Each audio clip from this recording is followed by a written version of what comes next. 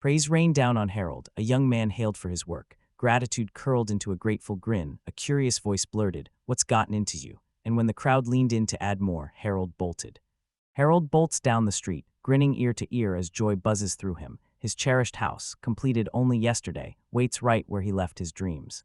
Harold's world shattered, a terrifying surprise. His gleaming brand-new dream house was suddenly in grave danger as a roaring fire tore through it, bright flames swallowing the beautiful home, while Harold dropped to his knees, stunned and refusing to believe it. Harold watched his brand-new dream home erupt in flames, and hysteria seized him. Tears poured in 3 streams as he screamed, "My house is on fire." Then, like a wild twist of fate, the goddess of luck came to him. Harold stood slumped on the ashes, numb and hollow-eyed, tears clinging to his lashes as he gaped at the wreckage. While the city pulsed on, passers-by barreled past and kids streaked through the streets. The picture-perfect view of neat houses and a distant castle is ripped away, replaced by Harold trudging dejectedly through clamoring streets. After what happened, he moves like a machine, slow, mechanical, and whatever he looks at his eyes stay hollow with shock. Harold froze in the middle of a crowded street, the guy who'd been all laughter now hollow-eyed and staring at the faces ahead, certain his world was over and couldn't care less what came next. Harold came home from work yesterday to find the fire already blazing, so it couldn't have been his fault. Now he's frantic, desperate to know why it started and whether someone set it on purpose. Harold, gaunt and hollow-eyed, brooded that if the house was going to be burned to ash anyway, he'd rather it happen somewhere else when 2 men snagged his attention and one blurted, "Is that a magic sword?" Harold held his breath as the sword-wielding braggart told his companion he was storming into the middle-level maze to earn money, and the companion cried out, stunned and refusing to believe it. Harold drifts in a fog, lost in thought and unheard when someone shouts you can earn money in the maze. None of it moves him. He has no skill, wields no sword, knows no magic, and his strength and intelligence are painfully ordinary. Resignation settles over Harold as he remembers grinding for 25 years. He did it because he knew exactly what he needed, and when his hand snaps into a fist, it looks like he's finally decided for himself. Harold flung his head into the cloud-choked sky and released a long, ragged sigh, crying out that he wanted money, certain that cash would pull his life out of the wreck it had become. A jolt about his funds makes Harold sigh and wonder how much he has left. He rushes into the bank, corners a specialist, and the calm girl at the counter simply says, 15 million. Harold stares at his bank statement, gloom carved into his face. $15 million reads like a month's pay for a simple worker, and that's the blunt reality he's stuck in right now. After working himself to the bone, he's out of words. Harold remembers when, on top of his day job, he battled mountain slopes to forage wild plants and medicinal herbs, then packed them into bulk sacks to sell. Still clinging to his memories, Harold fatally convinced himself his hard-earned savings totaled $2,000 million, and he poured most of it into building his dream home. He slammed his eyes shut, coldly declared he hated the mess he was in, then, utterly indifferent, told the bank clerk standing before him he would pull every last penny from his account. With his bank account wiped clean, Harold once more drifts through the jammed city streets, feet heavy and one stubborn thought echoing in his head. Even with almost no cash left, he's going to use it right now. A hollow smile ghosted across Harold's face as he slumped, head bowed and tears threatening, thinking distantly that the fire had left him utterly without hope. Harold flung his hands into the air in a staged, joyful whoop and decided he wouldn't be discouraged. He'd go grab something delicious to eat. His gaze snapped to a ragged sign on the side of the street. Surprise flared, and without thinking, a reckless idea hit him. Maybe he should risk everything and gamble for cash. The sign that snagged Harold's eye didn't advertise gambling. It announced a slave auction, and Harold stands rooted, mind racing as he struggles to choose his next move. Comprehension hit Harold at last. He'd finally read the sign he'd been standing by, and his jaw dropped. He'd heard rumors of slave deals here before, but actual auctions like this were shockingly rare. Harold hesitated on the threshold when the auction manager pivoted to him, greeted him with a booming welcome, declared he'd arrived at a treasure trove, and asked if he'd take part. Harold froze, dumbstruck and speechless. As soon as Harold heard the auction manager's offer, dread clenched him. He lurched back, flailed his hands, and frantically told the steward he didn't have the money to buy a slave at the auction. Harold instantly realized slaves were luxury trophies, some tagged above 200 million, and he was floored the manager would offer one, since he'd always assumed the man was nowhere near wealthy. The auctioneer flung his hands up, stunned by Harold's words, begging him not to say it. Some lots start at $1 million, and if luck's on his side, the deal could net him a hefty profit. Harold didn't hesitate and asked if the lot's price would stay fixed, and the auction manager wagged a finger with a sly grin, saying it all hinged on whether rivals showed up.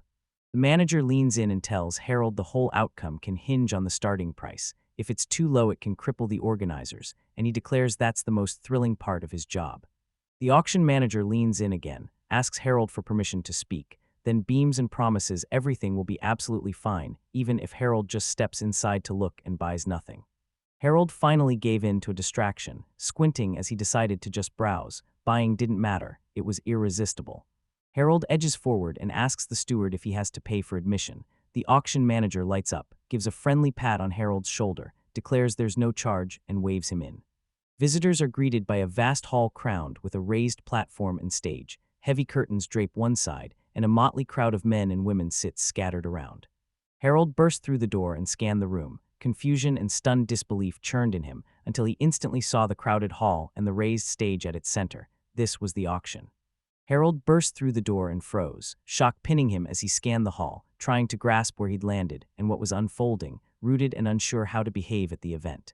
Harold's eyes snagged on a single empty seat in the crowd, the last one. Stunned, he lunged into it and then it hit him. The manager had called him, using the seat shortage to ignite the crowd's competitive fire. Harold whipped his head around in surprise as the auction manager's voice sliced through the room, calling to the ladies and gentlemen and thanking them for taking the time and deigning to attend the auction. Boeing, the manager, announces they're a globetrotting crew who hunt down intriguing lots and slam them onto the auction block. He guarantees there's something here each of them will love. Harold, perched a few seats back from the stage, hangs on every syllable as a gabby manager rattles off the auction's rules and lots, and he instinctively sizes the man up as a traveling merchant. For a moment, grief clenched Harold. He forced a bittersweet smile and found himself thinking, his precious house reduced to ash, why not set off into the world to chase adventure and money? The manager roared over the crowd, keeping the auction rolling and announcing that once the lot's presentation ends, he'll start taking cash bids from anyone who wants to own it. Again, the auction manager bowed politely, shot a sly wink from the stage, and declared, the lot goes to whoever raises a hand and slams down the highest bid. Seemingly done with the rules, the manager swept his arms wide, declared the auction open, and ready to name the first lot. The manager swept a girl onto the stage in a scandalously revealing outfit. Harold let out an awestruck scream and froze, his gaze glued to her. The first to glide out was a girl, an elf, a breathtaking forest beauty, and the manager told the gasping crowd that elves almost never show up in big cities, making her a living marvel. Everything else vanished. Harold's jaw dropped and he stood frozen, eyes glued to the elf girl on the stage as he struggled to fathom how someone like her could end up at an auction like this. The manager lays out the advantages with razor-sharp insight. She's breathtaking, wields magic with effortless grace, and speaks ancient Elvish fluently. Aristocrat, merchant, or hero, you'll never find her equal.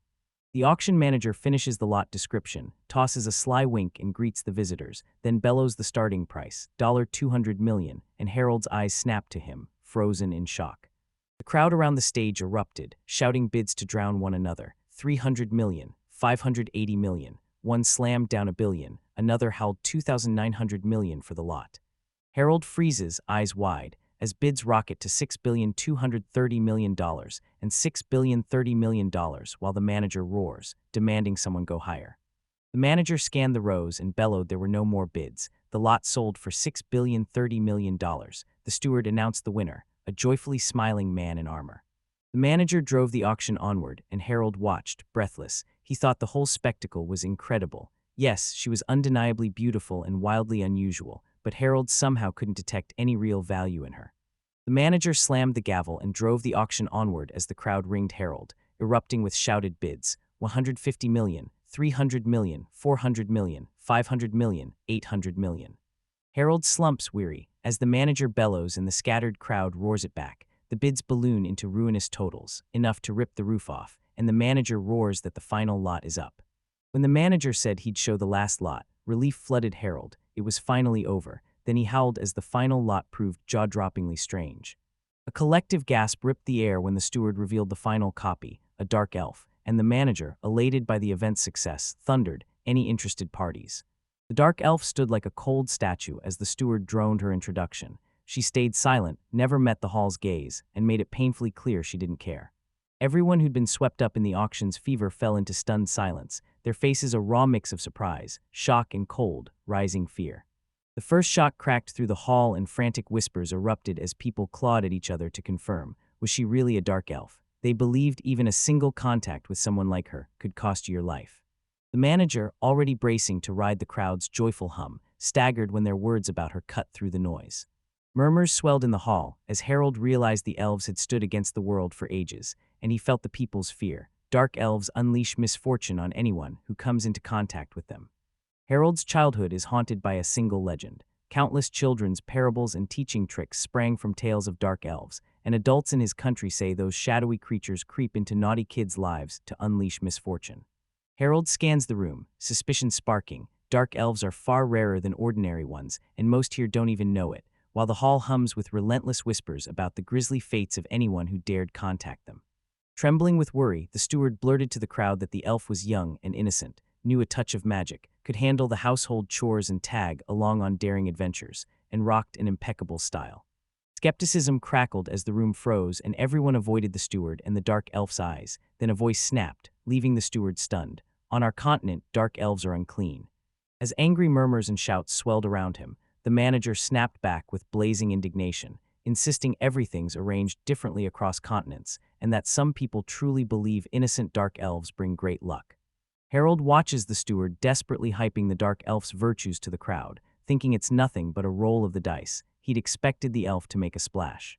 Harold fixed the steward with a hard stare, mind racing. He realized the man was probably from another continent, blind to local whispers, and had wildly underestimated how fiercely the people of the northeastern lands loathed the dark elves. Agitation clawed at the auction manager as cold realization hit him, but he wouldn't be silenced, red-faced and veins bulging. He roared to the audience that his service was excellent, and the specified lot's starting amount was only 15 million. The auction manager's emotional words slam into him, and Harold is thunderstruck again. He drinks it in with admiring eyes, thinking this is a badge of pride, and that he lives off auctions like this. A jolt of clarity slammed into Harold. On autopilot, he mouthed the manager's opening number. The man had just shouted to the whole hall, only 15 million. At the same time, the auction manager stands rigid, eyes cutting across the crowd. Silence hangs heavy in the hall, so he barks that not a single person wants his generous offer. The auctioneer froze, his terrifying face contorting in disbelief as nobody accepted his offer. Then someone raised his hand and, cool as ice, bid 15 million. Gasps ripped through the hall as everyone at once fixed their eyes on the man who dared agree to the manager's proposal. The brave soul was Harold, perched on the edge. The crowd froze, then exploded into noise while Harold sat perfectly still, hand raised, and shouts of disbelief ripped through the hall. Impossible, he actually dared to do that, and no one could tell if he was serious. The dark elf held the hall's breath, lauded by the steward and the focus of feverish whispers, and remained utterly silent. Feigning deafness and blindness to the crowd's gasp, Harold locks his gaze on the manager, convinced it's no accident the man has exactly 15 million, yet he claims he only came to look. Harold keeps his hand raised, insisting in his head he doesn't dislike her, and that he's not the kind of guy to swallow rumors about someone he hasn't even met. Grief punched Harold in the chest. He knew that even if every whispered rumor about the dark elf here turned out true, he had nothing left to lose.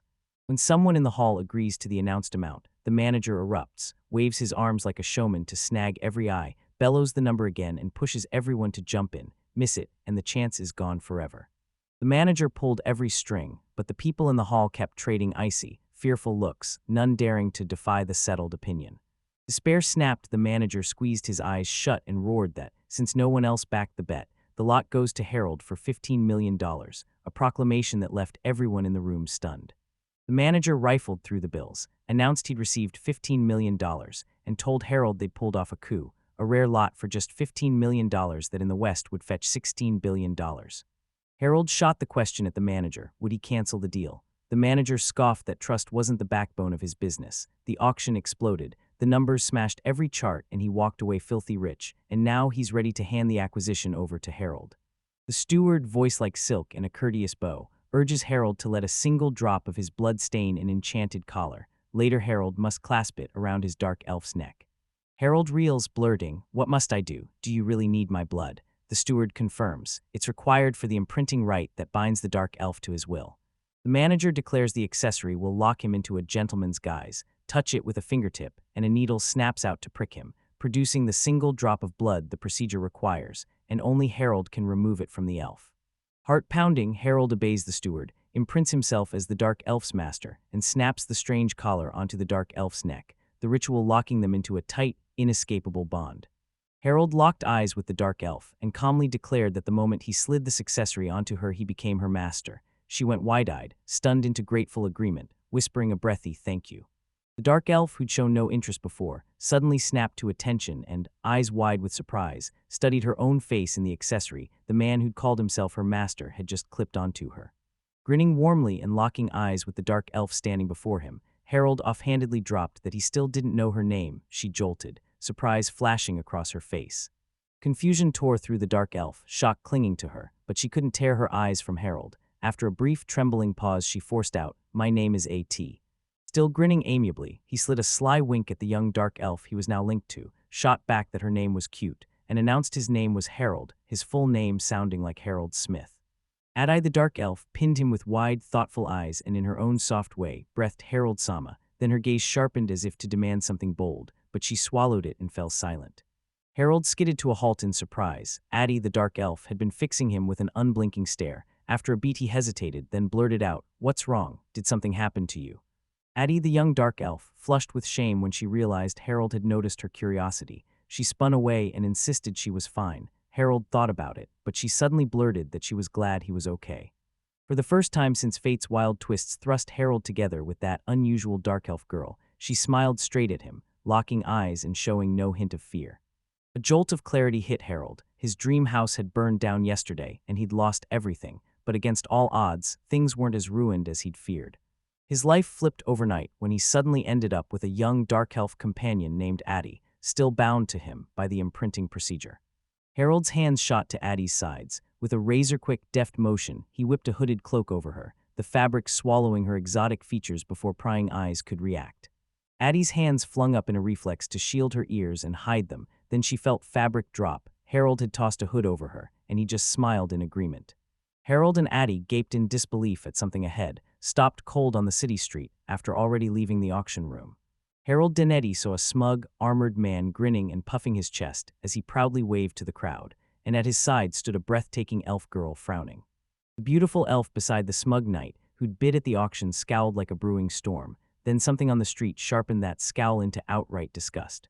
Addie strode with Harold past the armored man and his elf, her face folding with displeasure as she snapped her gaze away to avoid that stare, and the elf coming toward them immediately averted her eyes the second she saw Addie and Harold. Seeing the silent question blazing in Harold's stunned eyes, Addie lunged into an explanation, blurting that it was nothing. Dark elves and ordinary elves don't get along, so that's why things are like this now. Harold's gaze drilled into the bewildered, cloak-shrouded AT, and he realized this could be either a personal grudge or a sweeping hatred aimed at all dark elves. It gets worse. Harold plunges into even darker thoughts, pain carved into his face. He has no idea what to do next and aches to go home, but it won't happen on its own. Addie's reverie about spotting an ordinary elf in the crowded street shattered as she locked onto Harold, who froze and fumbled a halting explanation of his living situation that dissolved into a muddled mumble. Harold, cheeks flaming, blurts to Addie that they can't go to his house. It's burned to the ground, and he blew his last money at the auction where he first met young Addie, so you can't even stay in a hotel. A spark of inspiration lit Harold's eyes. Beaming, he told the dark elf Addie he remembered an old, deserted hut at the mountain's foot, abandoned and empty, and insisted they hole up there tonight. After drinking in Harold's muddled explanations about the state of things, Addie declares nothing's wrong, pins him with a piercing stare, and winds the cloak he'd given her in the city tighter around her shoulders. Harold froze, realization hitting him as his gaze locked on dark elf Addie's outfit, plain but shockingly revealing, and she shifted, flushed and clearly uncomfortable. The young dark elf is draped in a cheap, threadbare dress, a few clinking bracelets, and the exact cloak Harold flung over her when they left the auction. Then, with disarming childlike bluntness, Addie stares at Harold and asks what's wrong. Heat slammed into Harold when he realized his exam had been delayed. He snapped his gaze away from her body, assured his companion everything was fine, and resolved he had to buy her normal clothes. Young Addie stared at her clothes, surprise sparking across her face as she stroked the dress and measured it with a thoughtful eye, then paused briefly and told Harold, in her view, buying her new clothes was unnecessary. A cold reminder slams into Harold. His laugh cracks as he tells Addie he's got no money, but he forces a grin, promises they'll be fine, and swears he'll come up with something. Harold froze mid-mutter, stunned by his own words to the dark elf Addie standing before him. Had he really said everything was fine and promised he'd come up with something? When clarity snaps back, Harold's smile twists into a secret, almost smug grin as he replays his antics before Addie, the dark elf he'd met at the auction, and the wild thoughts roaring through his head. Still grinning, Harold admits that even after losing his home life has brightened a little, he's stunned he's already begun to heal from that tragedy, and asks what Addie would want. The dark elf Addie soaked up every word from her master Harold, then steeled her voice and shot back, "Not now, but someday I'll need weapons and armor." Harold froze, stunned, eyes locked on her. Addie balled her fists and snapped that if they're broke they have to go to the maze, even a short run there will still earn them coin. Clenching her fists, the dark elf Addie snapped at Harold that she's blazed through mazes before, and if the two of them travel together, that won't leave them penniless.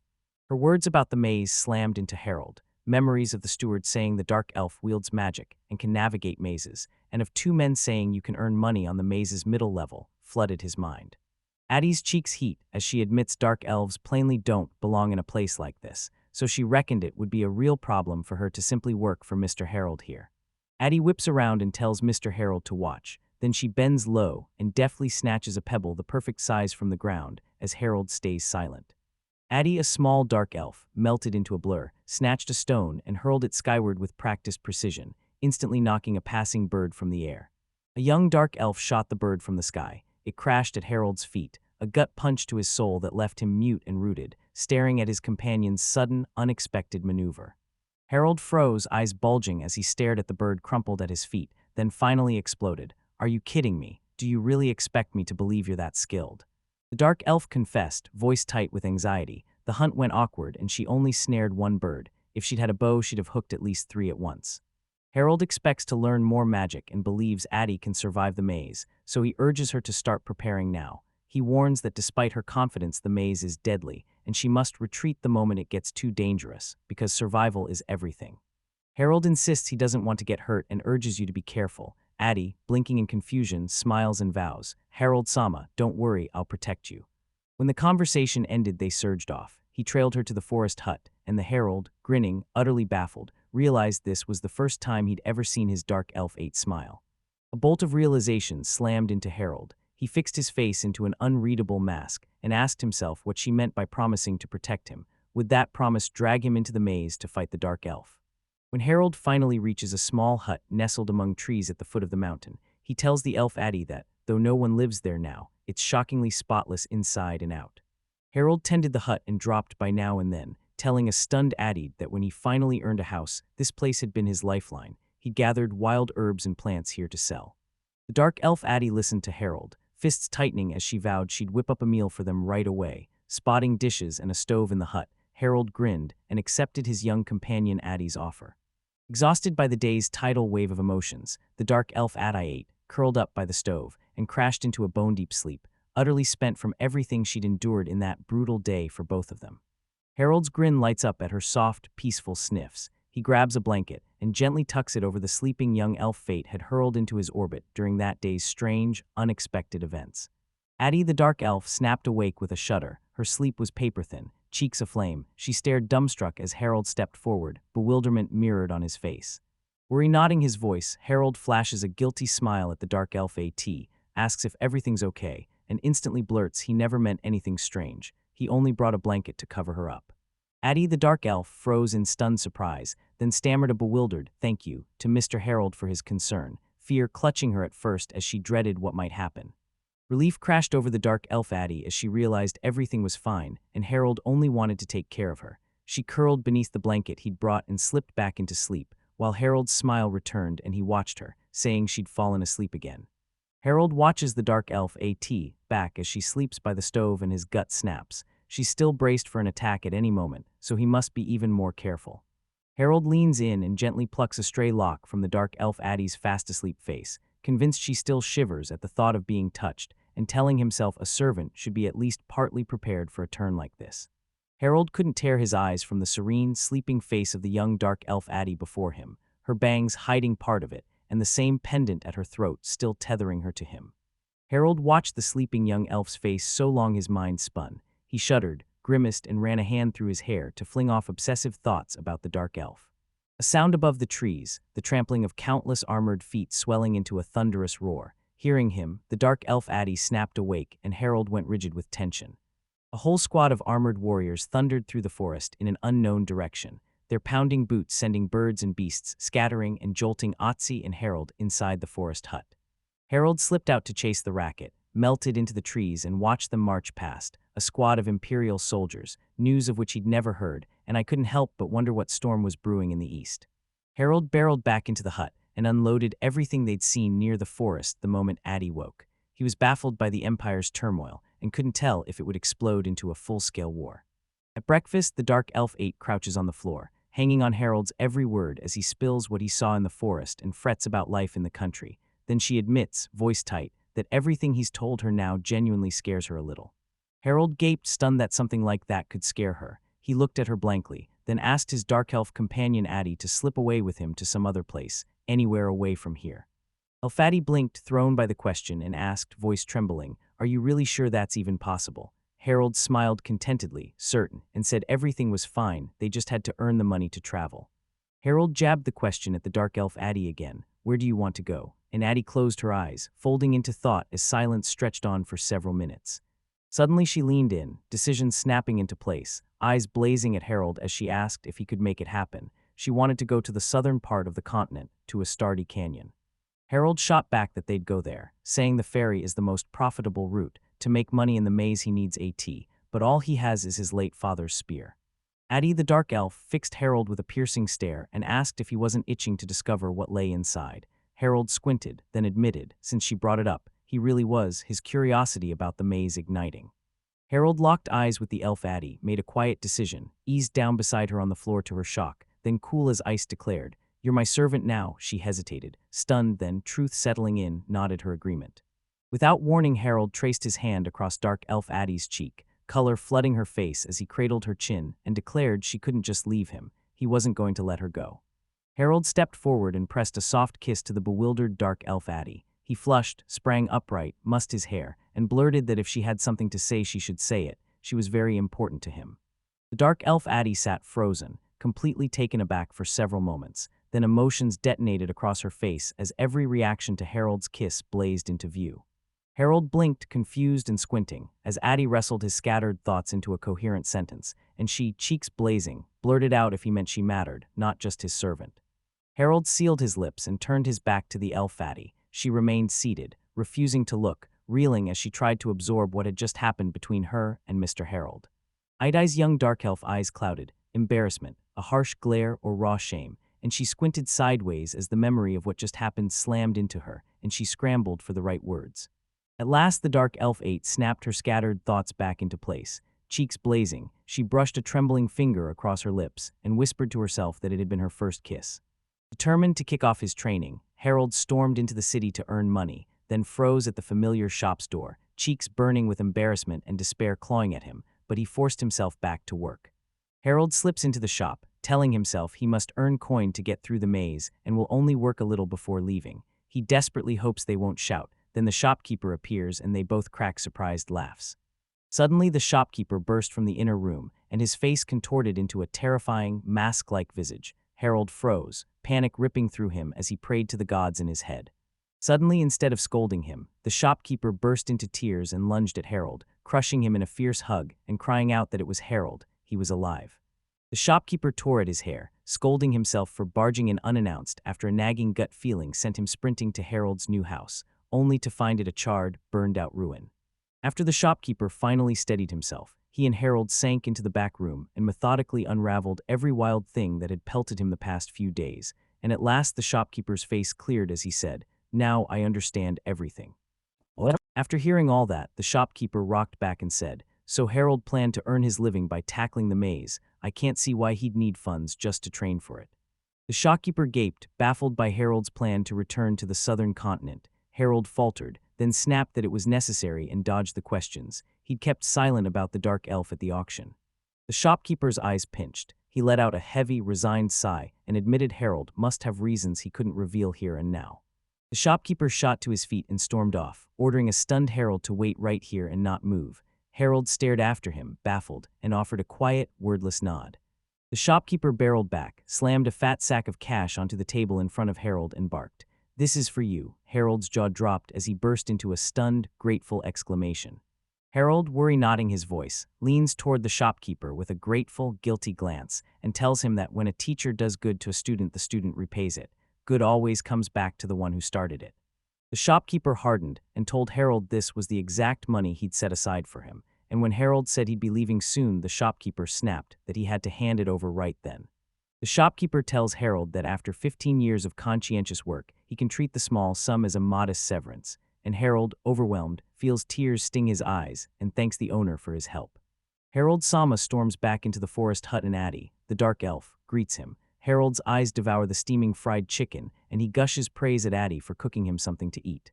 Harold beams and thanks Addie, tells the surprised elf he's earned some money, and that tomorrow the two of them will go buy weapons for the maze, then grins, says he brought Addie a small present, and immediately presses it into her hands. Addie's eyes lit up as she clutched the tiny, adorable hat Harold handed her. He smiled and said it would hide her ears from prying eyes, or he could grab a different one if she'd rather. Peering out from under her new hat, dark elf Addie looked up at the Harold's grin, a soft surprise flickering across her face as she stammered a shy, "Thank you." She said she liked everything and vowed to guard that hat with all her might. The next day, Harold and his dark elf Addie burst into the gun store and immediately slammed into indecision. Each weapon bristled with pros and cons, leaving Harold utterly speechless. The dark elf, Addie, and Harold prowled the gun store, eyes devouring the weapons hanging on the walls and stacked across the counters, an arsenal of wildly different arms ready for any occasion or need.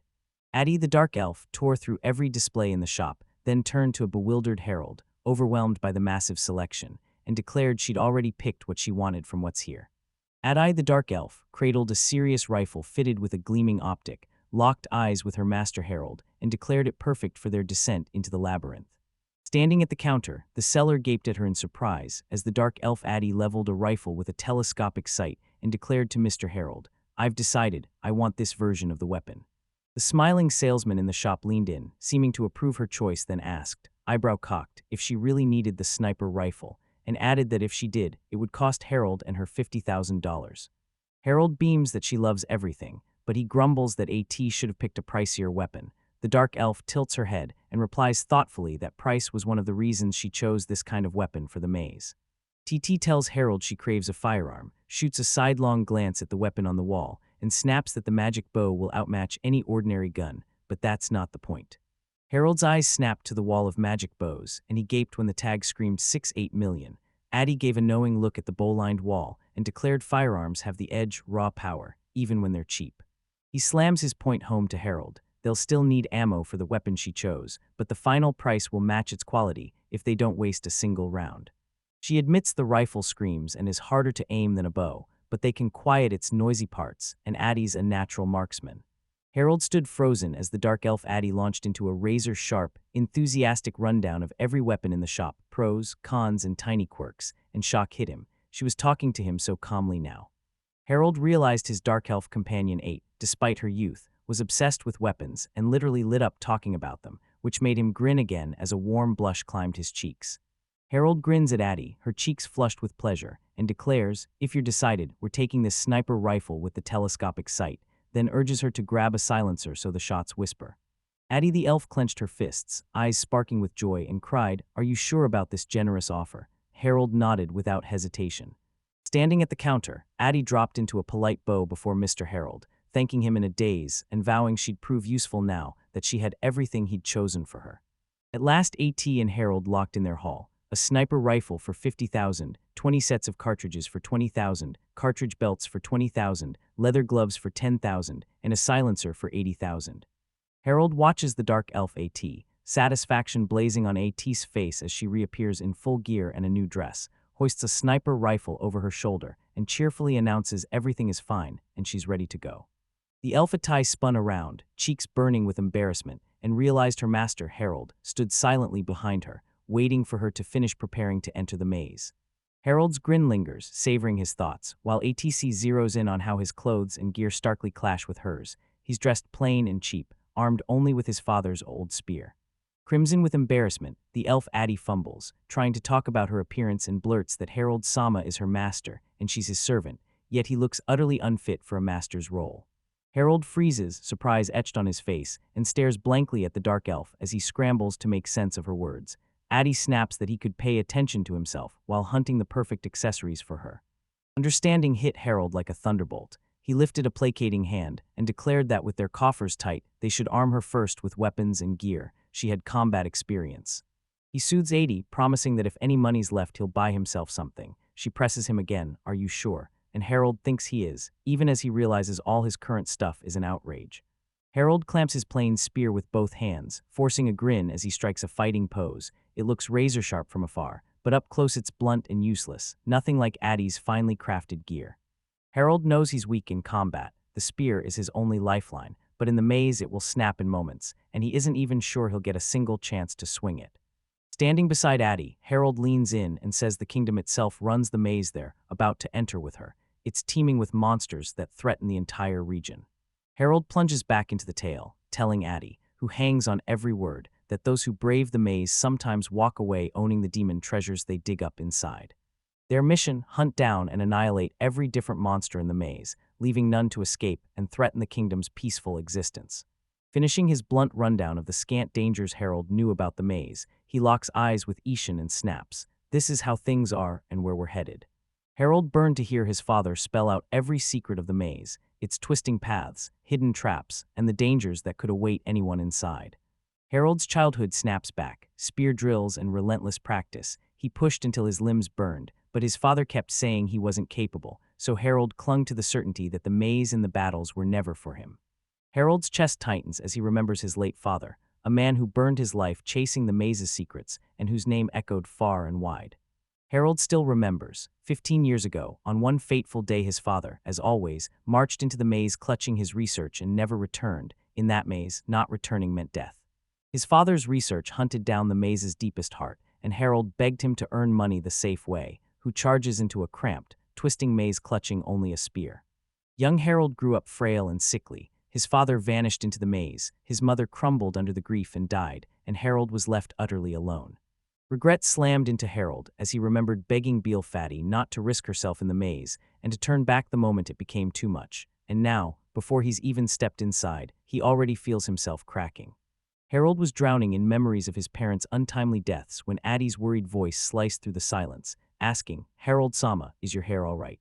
Harold snapped out of his reverie, flashed a smile, quickly reassured her, "I'm fine, thank you for knowing so much," and AT went betread, mortified by the praise.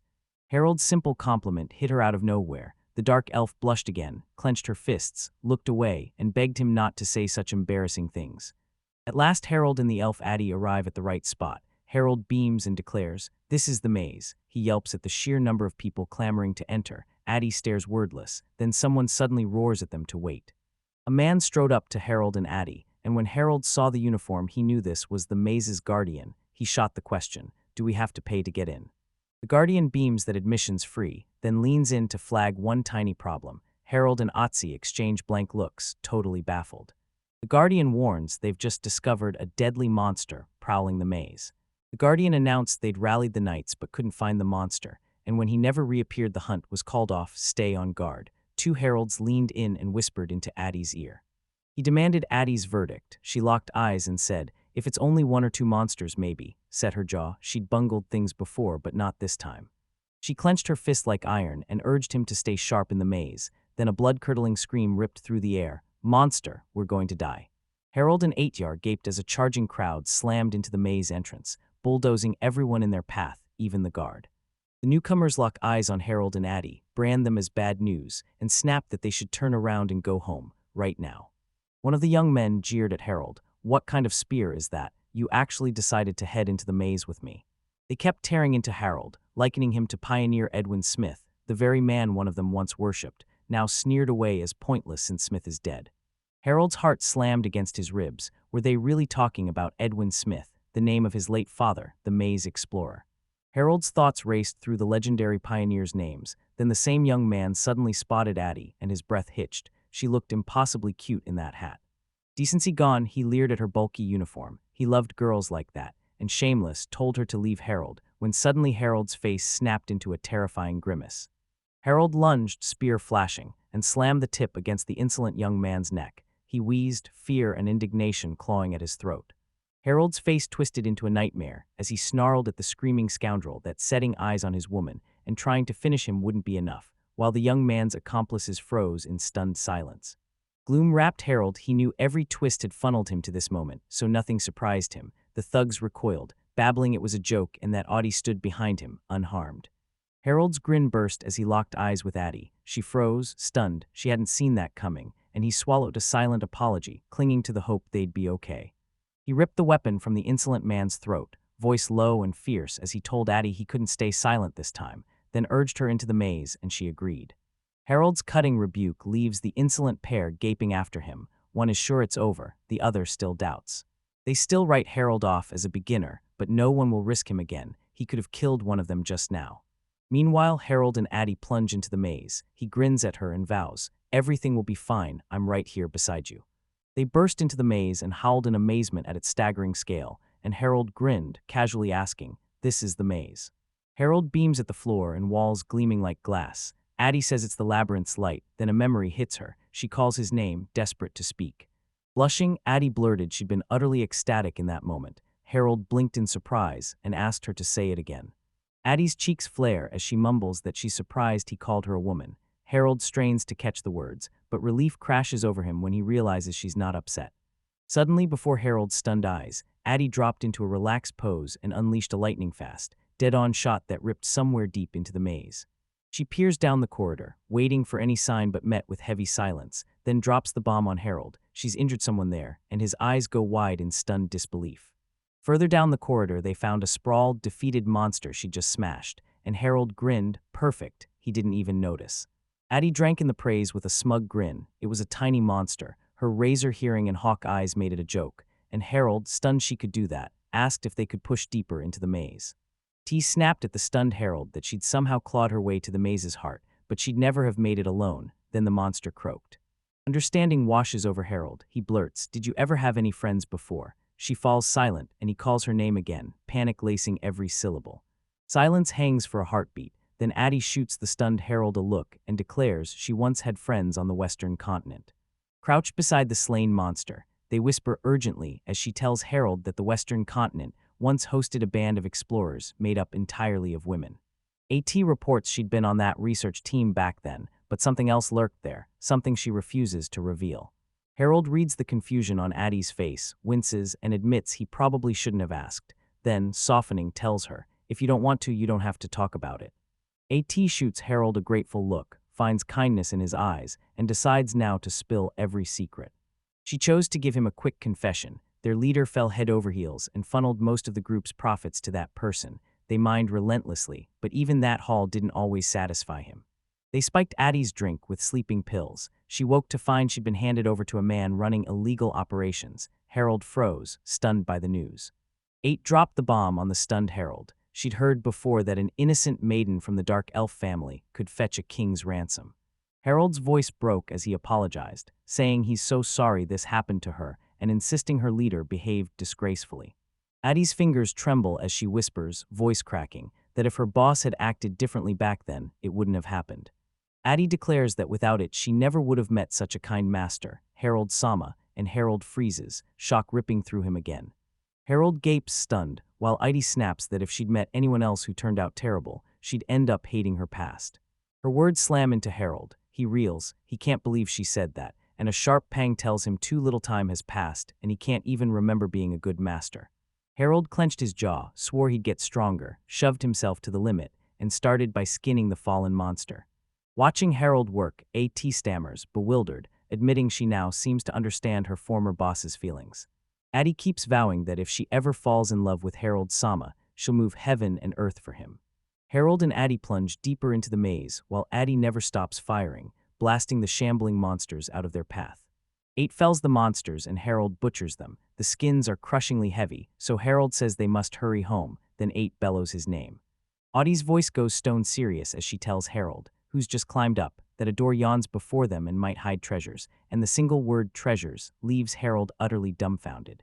Harold was about to say they'd had enough for the day, but curiosity forced his hand. He relented and agreed to sneak a look behind the door on one condition: they'd head back immediately. AT agrees.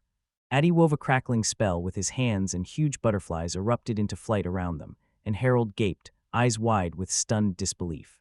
Confusion knotted his brow as he demanded what Addie was doing. She smiled and said she had conjured the butterflies with her magic. Addie shouted she'd rigged the butterflies to snarl at danger, so they'd slam to a halt right where the tracks sit, and Harold cried out in delight. Addie tells Harold she has countless spells she can't use in direct combat, then she spies one of the butterflies. Addie's warns more traps lie ahead, treasure might still be out there. Harold doubts she really thinks they're the first here, and Addie's agrees, pointing out most people never make it past the upper levels. Addie insists the treasure may have only just appeared here, and Harold reels again, stunned that it could materialize so recently.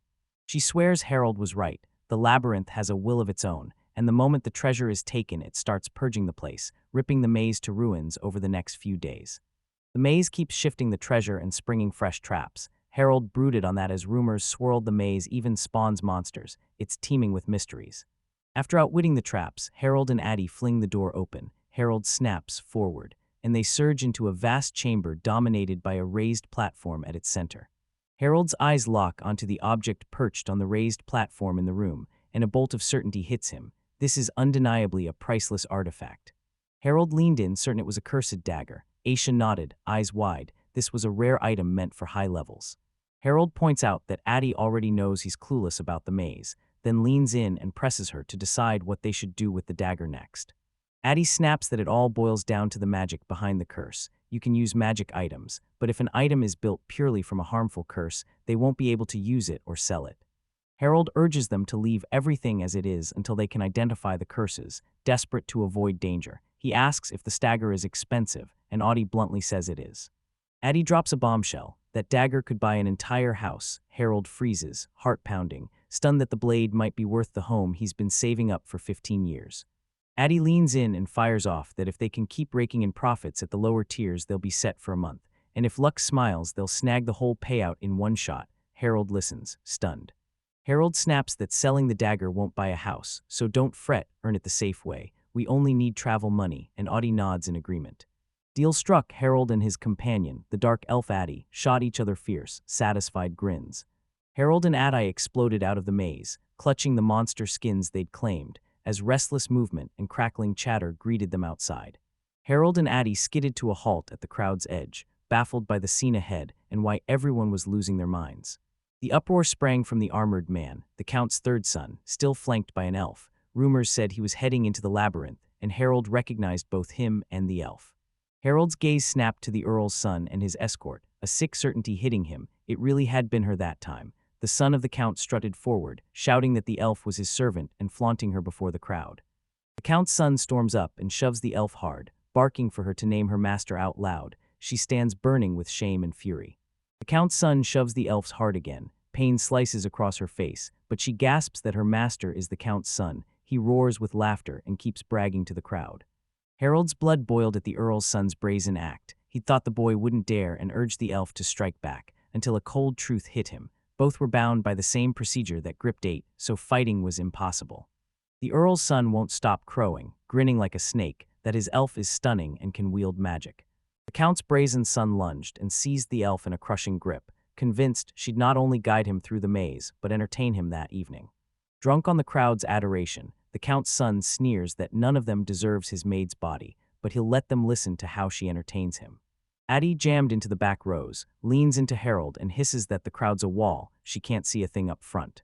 Harold snaps that she doesn't need to see this and tells A.T. to leave. A.T. looks baffled but reluctantly nods, and Harold's jaw tightens. He's clearly unhappy with what he just saw. Harold and Addie slipped free of the maze and the throng, sprinting into the city to sell the spoils they'd wrested from its depths.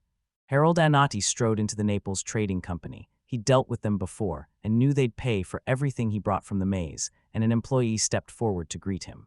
Harold fires a quick greeting back, and the employee, Tasusan, bows politely and asks exactly what he can do for him. Tasusan's jaw drops when he spots Harold's skins pulled out of the maze. He never expected Harold to plunge into the maze to uncover why this happened. Harold bursts out that he's been through hell and needs coin to reach the southern continent. Tasusan nods, calls it a solid reason, and won't pry. Tasusan announced $1,500 a skin, $12,000 total, and Harold's jaw dropped, stunned by the staggering price. Harold's eyes fly open. He was getting $7,000 a day, and now it's almost double. Thrill rushes through him as he imagines he's piling up savings way faster than he expected, so he turns to Tosus to ask something. Harold leans in and fires the question at Tasusan. How much will it cost to get to the southern continent right now? Tasusen echoes it back, pauses to think, then answers. Sitting in the forest hut they'd taken as temporary shelter, Harold and Audie devoured their rations, as Harold reckoned they'd need 3 million for the two of them to reach the west, and about 10 million if they pushed straight to the southern continent. The direct road slices through a sea swarming with monsters, so the price shoots up. The western route is cheaper and far safer, and safety is everything. If they raise the cash, they'll be fine. Excitement crackled through Harold. They'd set out to raise 5 million, and now he knew exactly what they'd need, so their hunt in the maze began. Harold and Otzi blitzed through the maze, shredding monsters and hauling their hard-won trophies back to the city's floor shop. Harold and his dark elf companion Audie clicked in an instant, snapping into razor-sharp sync and moving like a flawless team. They hauled in $170,000 in a week. After the necessary expenses took their slice, $100,000 remained. Harold pushed to move up to the middle levels, and Addie flashed a confident smile, promising she'd handle everything. Harold's eyes lit as he declared it encouraging and vowed they'd storm the maze's middle levels tomorrow. Audie agreed, but right then he had no clue what waited there.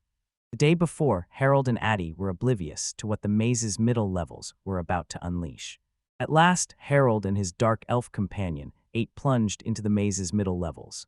Harold's stomach knots. He's convinced they're finally plunging into the middle levels, and his mind races at what they'll have to face.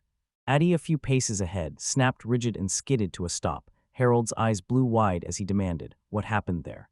After a short silence, Addie's breath catches and she blurts to Mr. Harold, voice cracking with worry, she doesn't like something here.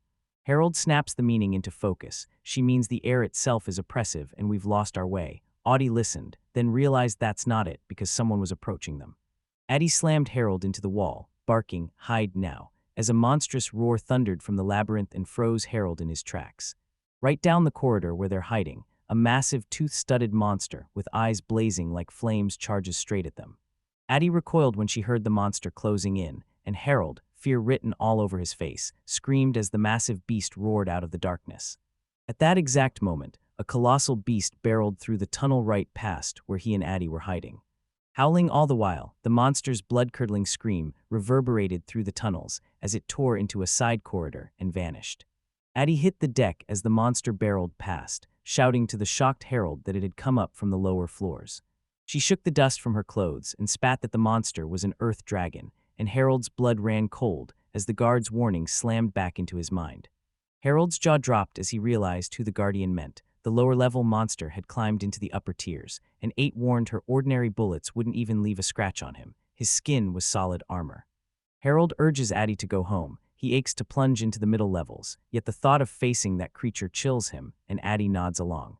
Audie and Harold snapped to attention as a man's frantic screams tore through the hallway. He was sprinting straight at them, shouting for help. A man barreled out of the corridor, shouting, "Wait for me." His face twisted into a mask of horror as he screamed that a high-level monster had appeared and frantically pleaded for someone to help him. He crumpled to his knees, gasping there had been 4 of them. His companions had jammed into a crevice, but the monster sniffed them out. The man warns that right now a terrible monster crouches at the crevasse's edge, ready to leap out and devour anyone who emerges. The man barreled out, wailing pleas, and Harold's eyes snapped. He thought he'd seen him before, and I finally remembered where. The man frantically pleading for help is the same arrogant bully who hassled Harold and Addie at the maze entrance, and it's too late to turn back and call for help. The man keeps pleading, and Harold knows almost no one could vanquish that monster. He feels the man's pain, but charging in now would be pure recklessness. Harold locked eyes with him, feeling wrong about asking help from the very people he'd just clashed with, and forced the words out, "I'm sorry." He begged, voice cracking, warning that several of them had children. If they died in the maze, those kids would be left alone, and Harold went rigid. A blast of memory slammed into Harold, his childhood unspooled. The hungry, scraped-together years after his father died, then the lonelier, colder life after his mother was gone. The maze killed his parents, and for Harold that link means it will strike again to steal a parent from some child.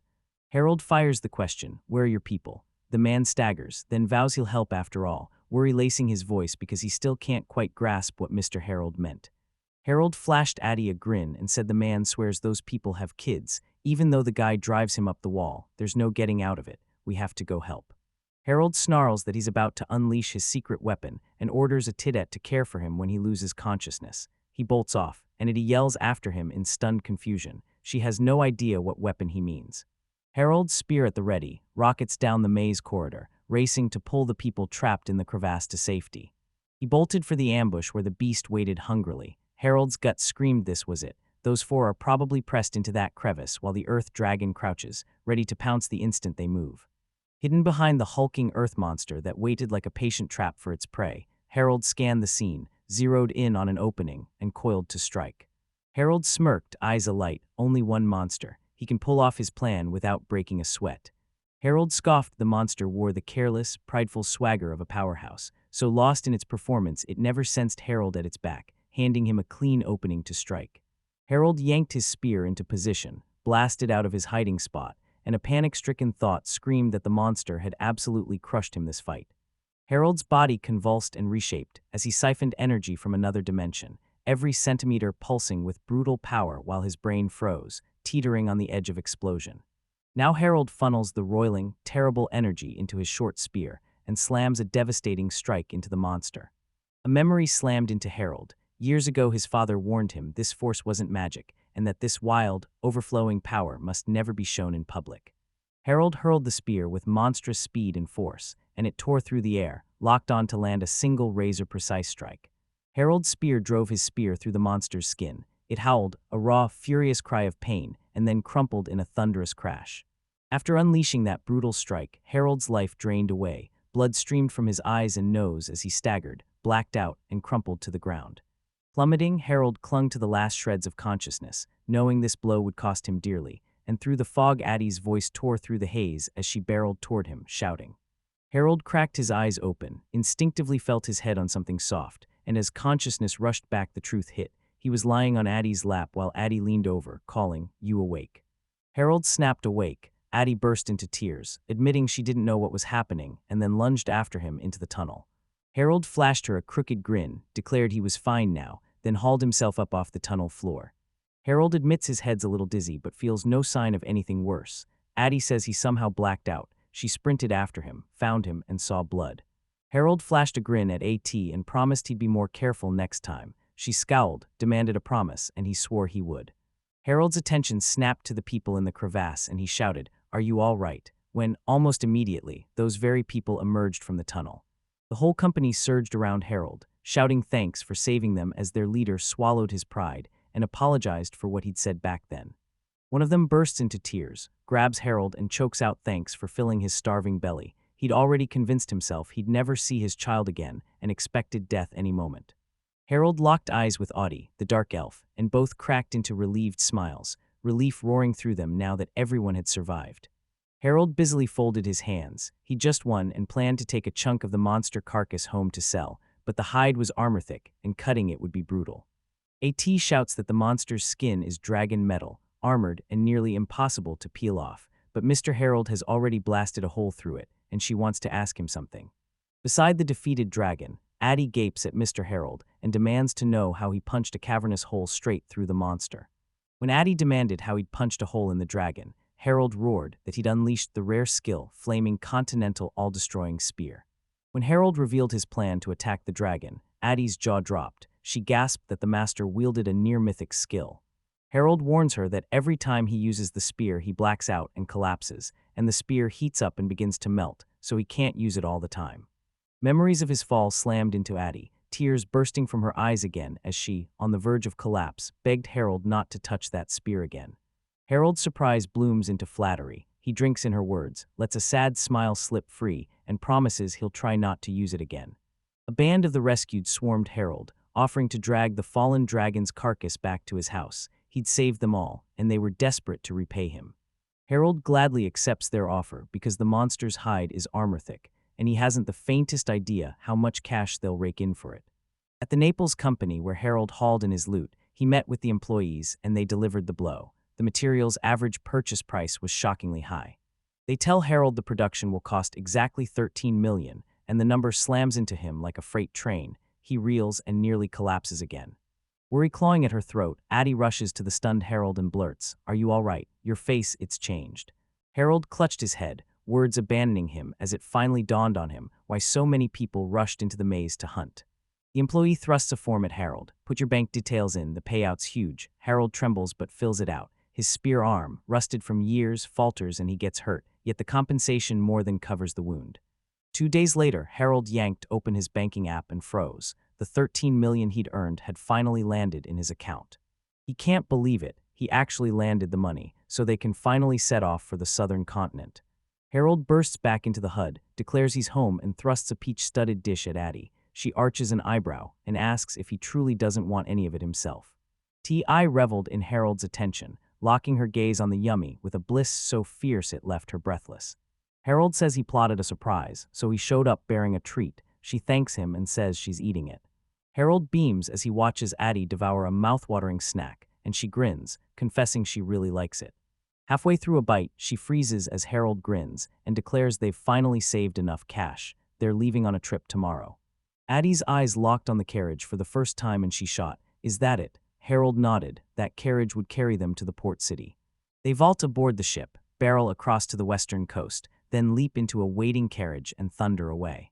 Through the carriage window, Harold's breath caught as the smoking, charred ruins of the home he'd spent years earning slammed into view. Memories slammed into him, and he realized he'd never imagined he'd end up in a situation like this. Harold's contented smile blooms as he locks eyes with Addie, a thrill of possibility surging through him. The world could surprise them at any moment. Addie caught his stare and snapped, "Everything okay?" He froze, confused, then to change the subject blurted, "Have you been to the western continent before? Did you like it there?" Addie thought about it. A dizzying array of races collide, sparking constant war, and that electric chaos makes this world utterly irresistible. Harold's sure Addie will spill something as soon as they get there. She agrees then, oddly, immediately apologizes, and he cuts her off, saying she doesn't have to. Addie's voice cracks with feeling as she declares that Harold Sama needs her. That alone already fills her with joy, and he smiles. Just ahead, two figures emerged, an old man and a girl, waiting for the carriage that would carry them to the port. The carriage skidded to a halt to pick up pedestrians, and the old man vaulted in first, gaping at Harold and Addie as they returned his stare.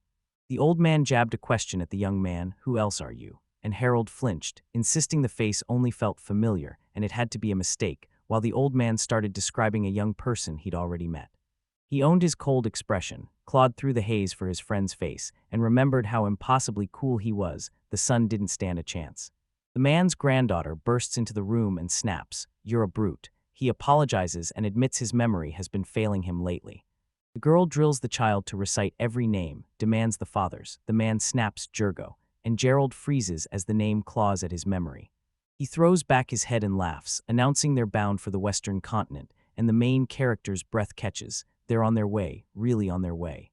They burst into the port city. The man hugged his companions tight and shouted goodbye as his granddaughter told the heroes they were boarding a ship and shoved the choice onto him. They parted with a sharp goodbye. The guys fanned out to inspect the ship options themselves. After a moment, the man stepped forward and urged them to pick the best one for themselves. The man lays out several options and sets a 1-week deadline, so Addie and Harold rush off to track down a hotel. Out of nowhere, a thief snatched his bag, and panic slammed into him. His entire life savings were inside. The main character lunges, clamps onto the thief and spots fresh bullet marks as AT fires into the ground to stall his escape. The young man sizes up the thief and knows the man is desperate for cash. Addie is trying to school him in proper manners. Out of nowhere, the thief's mother barges in, apologizing for her son. The main character urges her to raise him properly, and she admits she's been trying but keeps failing. The young man explodes into a scream and barks at his mother to shut up. If they had the money, they'd be able to help their father pay off the debt. Then he bolts. A woman bolts after her son. Harold's jaw tightens as he sees the family's glaring problems. Addie scoffs that this happens in every city, and now they scramble to find a hotel.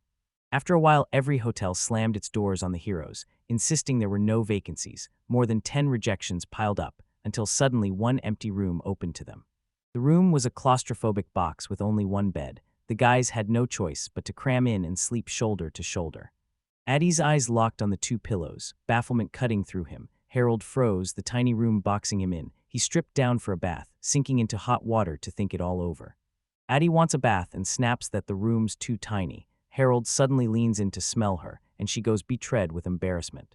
Harold's ears snapped to passing footsteps as men traded whispers about bizarre rumors sweeping the Empire and their campaign, certain the war would erupt at any moment.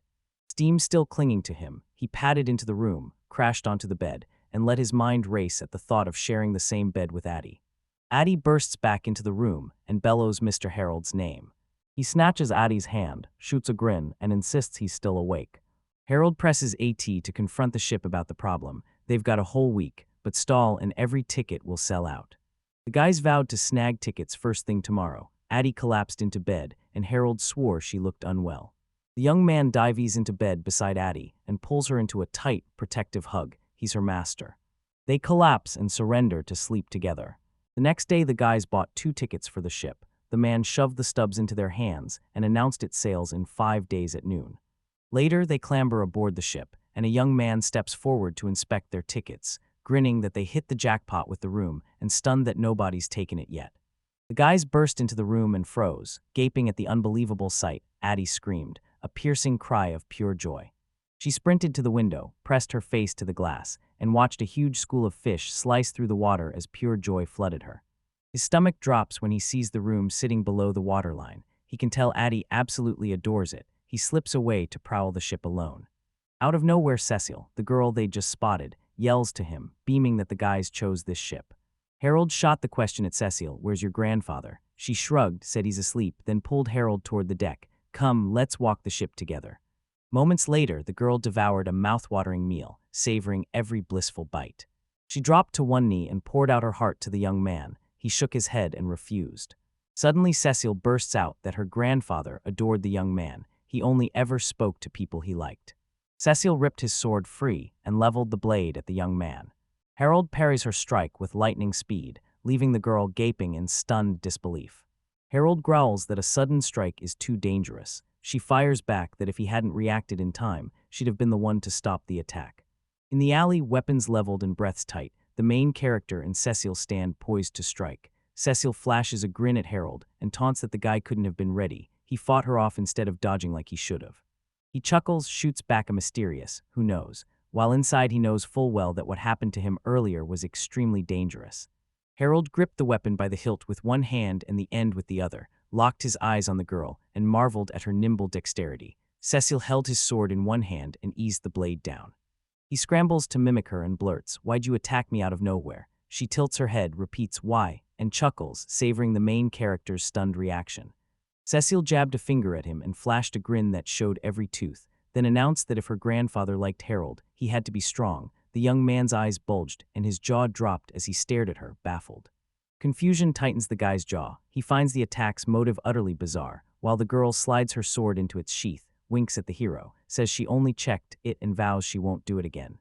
Doubt burning in his eyes, the young man glares at Cecile and demands, "Do you promise?" She waves her hands, nods, and backs up his words to chase his worry away. His girlfriend snapped that it was time to return and jabbed a finger the other way. He glared, spear clutched in his hands, and asked, "Wouldn't it be better if we split up and you went first? I still don't trust you after what happened." She spins to face him, flashes a radiant smile, blurts an apology and vows it won't happen again, then she's cut off before she can finish. A scream rips the air. They spin toward it and see the robbers, grinning maliciously, retreating from the scene, while a boy clings to one robber's shoulder, begging for help and hammering the man's back with his hands. Perched on the bridge's edge, Cecile and Harold stare in stunned silence as the criminals, blind to any obstacles, bolt away dragging a defenseless child as their hostage. The little boy screams, cries, and thrashes in the hands of the bad people, and a jolt of recognition slams into Harold. He'd once grabbed this same child by the collar when he caught him in the act. Cecile immediately runs away. She spun away from the hero and sprinted after the kidnappers, and Harold chuckled to himself, marveling his friend moved with not an ounce of doubt. Seconds later, the hero shot into a sprint, hurtling after Cecile and closing the gap in no time. She spun at the thunder of his heels and, breathless with surprise, demanded, "You decided to help me." He surges to his friend's pace without so much as a gasp, then shoots back a clipped, "It is." She beams at the main character, reads a noble heart in his kind face, notices Harold fights with solid skill, and calls him a good guy. He scowled, jutting his lips in a displeased pout as she laughed and bolted away, and the young hero skidded to a halt, jabbed a finger to the side, eyes blown wide before a curse tore from him. The heroes stormed to the middle of the bridge, eyes burning with dread and steel, fixed on the pier where a boat slid away with 2 kidnappers clutching a defenseless child, a dark omen of trouble. Harold screamed in despair as 2 men leapt into the boat. One swung the oars with savage force, the other stood with a child perched on his shoulder, the very picture of menace. They sprinted for the pier, but the boat had already pulled away into the distance. He panted that he and Cecil almost caught it, and at that very second his girlfriend shouted for him to sit down. Cecil barreled toward the shore, 2 oars clenched tight in her hands. Eyes blazing, she jabbed at the boat and barked for Harold to take a seat. The guy snaps, asking if she's really going to take the boat without permission since she's a stranger. The hero freezes, knowing it's reckless but seeing no other option, and she screams she'll pay for any damage herself. The young man nods and vaults into the boat, which cleaves through the waves as it surges after the kidnappers, and he thrusts his hand toward Cecil, imploring her to stop rowing. Crouched behind a stone, the main character peers out to size up the shore. Harold spots several ships moored at the dock, no one in sight, just looming mountains and a couple of ghostly boats drifting, and the young man declares the criminals are on this island. She warns the kidnappers most likely have a hideout, and with that armada of ships, they still have plenty of comrades. Both heroes then leap ashore onto the island's sand. He clamps his weapon tight and slips forward like a whisper, eyes slicing every shadow for an ambush, while Cecil flexes her fists and roars she'll break absolutely everything here, unafraid of who hears. Harold warns that he and his partner must proceed with caution. Cecil plants her hands on her hips and snaps that everything's fine. She's strong and the main character's pretty good, so they won't just lose like that. He arches a skeptical eyebrow, wondering where the girl's unshakable confidence comes from, concedes Cecil is far stronger than him, then a sudden noise rips the hero's attention away. He leans into the sea's vast emptiness, eyes skimming the water, when a ghostly blurred silhouette of a boat materializes on the horizon. He freezes, squints to trace its outline, then convinces himself he imagined it. Harold rips his gaze from the endless waters and bolts into the forest after his girlfriend, clutching the spear like a lifeline, and telling himself it was probably just a fisherman's boat, yet a nagging doubt claws at his mind. With the hero gone, Cecil storms forward with iron resolve while her friend follows calmly, weapon poised, and the girl scans the island, certain their lair lurks somewhere in its shadows. Peering from behind a tree, the heroine scans the clearing and throws out a wary, "Could anyone be here?" After a beat she slips from the bushes, twigs clenched in her hands, and calls into the quiet, "Is anyone here?" Her cheeks flush as she waves her arms and asks the guy, "What are you doing?" Harold scoffs there's absolutely no point in wandering around, and the main character jabs a finger to the side. They freeze over a photo, staring as the grass lies trampled from a recent passage, and Harold and his girlfriend lock onto the dried shoe prints stamped into the earth. He nailed it, someone had just slipped through here. She snorted, looked away, and snapped that she'd noticed it without any prompting from Harold. He flashes an awkward smile, blurts an apology, and pins his gaze on her to wash away the tension. A couple of silent seconds pass, then she suddenly says he didn't need to apologize. After a while they step out in front of a weathered, shabby house, hunched under the weight of time, and half swallowed by wide, clutching branches. Harold's pulse spikes. He and his girlfriend have finally reached the place they've been searching for. The girl and the guy freeze before the shut door as the young man snaps that the trail they've been following ends here. This house is the kidnapper's hideout. He throws his head back to the sky as cold, stubborn raindrops sting his hair and a distant, gathering roar promises a storm. Then before he can even register it, the rain explodes into a sudden, furious downpour. The main character stands with his head slightly tilted, grappling with the sinking truth that the weather is turning and he'll have to change his plans because of the rain. He lowers his head, the raindrops multiply and pelt him so suddenly, he realizes a downpour has broken out. Genuine surprise lights his eyes, and his face freezes in baffled confusion, like he can't quite grasp what's happening. The rain explodes into a torrential assault, slamming down as the heroes press shoulder to shoulder beneath the brutal downpour. Cecile bolted for the nearest building to escape the rain, only to find it was the kidnapper's lair. She barreled in with raw determination, screaming, bewildered by the sudden downpour. He gapes in stunned awe as she rockets toward the building without slowing, his eyes going wide as he barely registers she's nearly reached her goal, and he screams, "Where are you going?" Harold snatches Cecile by the blouse and yanks her back, fully aware of the danger ahead, his voice like steel as he snaps that they can't go into that building. The young man snaps they must find a hidden entrance, not batter through the main gate. In a heartbeat, he sizes up the danger. Crashing the front would throw them straight into the clutches of bandits likely lying in wait inside. The hero barked for Cecile to stop struggling and kept her clutched by the shirt collar as she screamed she'd tear everyone to shreds and be soaked to the skin if left outside. He spots a slightly open window with bright light pouring through the rain, a plan snapping into place, and he pivots to Cecile to suggest they slip into the building through it. The heroes tumble into barrels by the window. A young man wedges into one and snaps that they must assess the situation now, while the girl falls silent for a tense, lingering beat. Holed up in a barrel just feet from the main character, Cecil snaps that he and Harold are wrapped in utter nonsense, and she'd rather cut down every criminal now than wait for some perfect moment. She scoffs that it's unlikely any of the kidnappers they saw is truly strong. He snaps you can't rule that out, so it's smarter to steer clear of needless trouble. Fixing his gaze on the barrel's wooden wall, Harold spat that above all his mission with Cecil was salvation. If need be, he'd fight, but for now he ordered his girlfriend to follow his instructions to the letter. No liberties. Cecil huffs, biting back her anger as she snaps she got it, and that her friend's acting like a grumpy old grandfather. Harold quietly tells her to shut up, then thinks he hears footsteps coming from deep within the building. A gang of robbers storms the room, boots thundering and voices booming as they fan out around a scattered row of massive barrels against the wall. Two of those barrels hide our heroes, crouched and silent inside. Bandit grin like a knife, slings the cruel plan at his partner for the guy who dared steal their goods. The man in the bandana narrows his eyes and snaps. He gets what he deserves. He resolves to march the thief before the boss and let him pronounce sentence in person, his gaze sweeping the room and snapping to the wooden barrels as their odd lineup grabs his attention.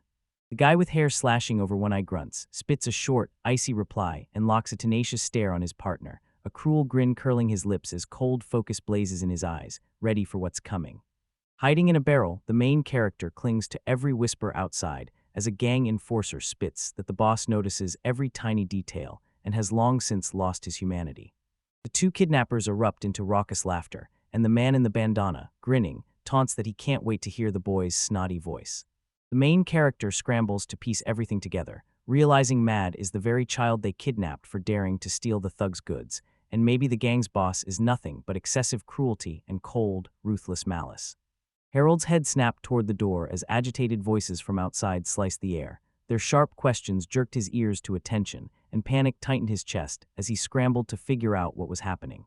The man in the bandana stroked his beard and demanded where the spear came from. The hero's blood ran cold as he realized the spear's sharp tip had been jutting through the whole time, and Cecil froze, terror gripping her as she feared they'd be discovered. His eyes snap wide as he clamps the gun's grip, firing off frantic questions. What's a spear doing here and who owns it? One bandit lunges to pull the spear free, but his partner slaps a hand up to stop him and, voice tight with strain, warns they have no idea who owns the weapon. Touch it and trouble will follow. He'd already reached for the spear, squinted, and shot a wry grin at the boy who'd stopped him, hair flung to one side, then gave a curt nod. Inside a nearby barrel, Harold caught every word drifting out, his face folding into raw, mounting panic. The bandits, silent as shadows, filed for the exit one by one. One spat, time to go, and moments later the room with the barrels lay empty, swallowed by a tense silence. One of the departing bandits hissed, suspicious, "That's odd, a spear's jutting out of the barrel," and Cecil, curled inside that very barrel, exhaled in relief and stood speechless. Cramped in a barrel, Harold let relief wash over him as the bandit's footsteps faded. He leaned toward Cecil and, in a sardonic whisper, told her to keep quiet and jabbed that she might, for once, think about his feelings. Emerging from their hiding places, Harold and Cecil eased out of the barrels, silencing their breaths as they crept toward the exit to slip away while the room stayed empty. Harold raked his hand across the coarse wall like a man hunting a foothold, the building looming like a beast as his thoughts slammed back to the only question that mattered: where would they find the kidnapped child? Around a bend, Harold barreled into two bandits walking side by side. He stopped dead as surprise froze him and cold terror clenched his gut, so he held his breath, desperate not to give himself away. Harold and Cecil melted into a random dark room like shadows, slipping in at the last heartbeat. The bleak, empty space was a perfect hideout as the bandits thundered past, utterly oblivious. Her soft voice cut through the tension. Harold froze, stunned by words he couldn't parse, confusion flaring as he began to turn. He never imagined she'd speak in a moment like that. Cecil jabbed at the strange egg on display, fixed the main character with a stunned stare and demanded, eyes wide, what the thing before them was, and the young man spun around harder, snapping that the thing standing on the pillow looked like an egg. Her fingertip grazes the egg, and it instantly jolts into a frantic side-to-side wobble. The heroine whirls to her friend, gasping, "Did you think the egg moved or not?" He snaps back that she wasn't dreaming at all. Out of nowhere, egg after egg split with sickening crunches, shells shattering as the main character and his girlfriend watched in frozen horror, hearts pounding, because they had no idea what would hatch. The egg shell splits in two, something rockets out, ricochets off the walls and slams into Cecil, who stands and stares at her, utterly puzzled. Something crawled into the girl's clothes. She rips and shakes at them, screaming for it to get away, while the main character, frozen with his girlfriend beside him, stands rooted to the spot, panic flooding him as he can't take his eyes off her. Voices press against the closed door, shouting, "Where's that noise?" And already guessing an intruder, panic surges through Harold as he realizes Cecil's scream has just blown their cover. He and his girlfriend are about to be discovered. He spits curses as the girl screams and claws at the strange sensation, frantically searching for a place to hide because the robbers are about to break in, and one of them flings the door open, shouting he heard a noise coming from this room.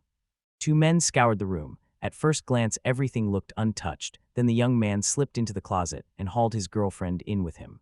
Something slithered across Cecil's body and rustled beneath her t-shirt. She let out a sharp, involuntary squeak, and every man in the room snapped their heads toward her.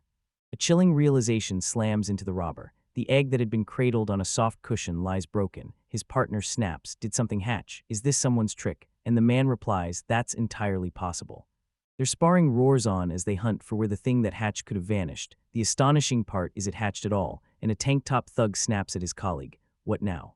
One man snaps that their boss brought him here, and they have to find whatever hatched now or they'll never get it, while Harold clamps a hand over the girl's mouth. She mumbles, eyes flying wide as the crawling sensation on her skin won't quit. Whispering, the main character begged Cecil not to scream or they'd be noticed, and she answered with a soft, startled moo. She peels her hand from her mouth and whispers that the snake is crawling all over her body, begging Harold to let her go because she can't take it anymore, and panic flares in the main character's eyes as a brutal truth crashes in. He has no other choice. "Sorry, I can't rewrite content that sexualizes non-consensual acts.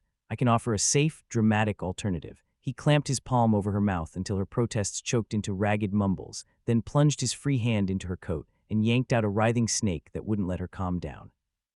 Harold's chest tightened. This was critical, so he steeled himself and moved fast, sliding one hand under Cecil's shirt to snatch the writhing snake, while his other hand clamped over her mouth to stifle the scream his sudden move would have provoked. He hissed for her to stay still and hush as she began to mumble and claw at his hand under her clothes. She turned to him, voice fuzzy, asking what he was doing, and he snapped that they had no choice. Cecil recoils as the snake slides even lower than a minute ago. What had been curled under her outerwear now wriggles into her shorts, and panic spikes through her.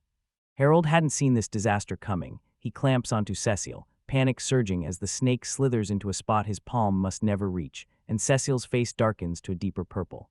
Spotting the snake's tail inches from vanishing into another guy's shorts, he yanks it free from under his clothes and hoists the writhing reptile at his friend, grinning, "I caught it."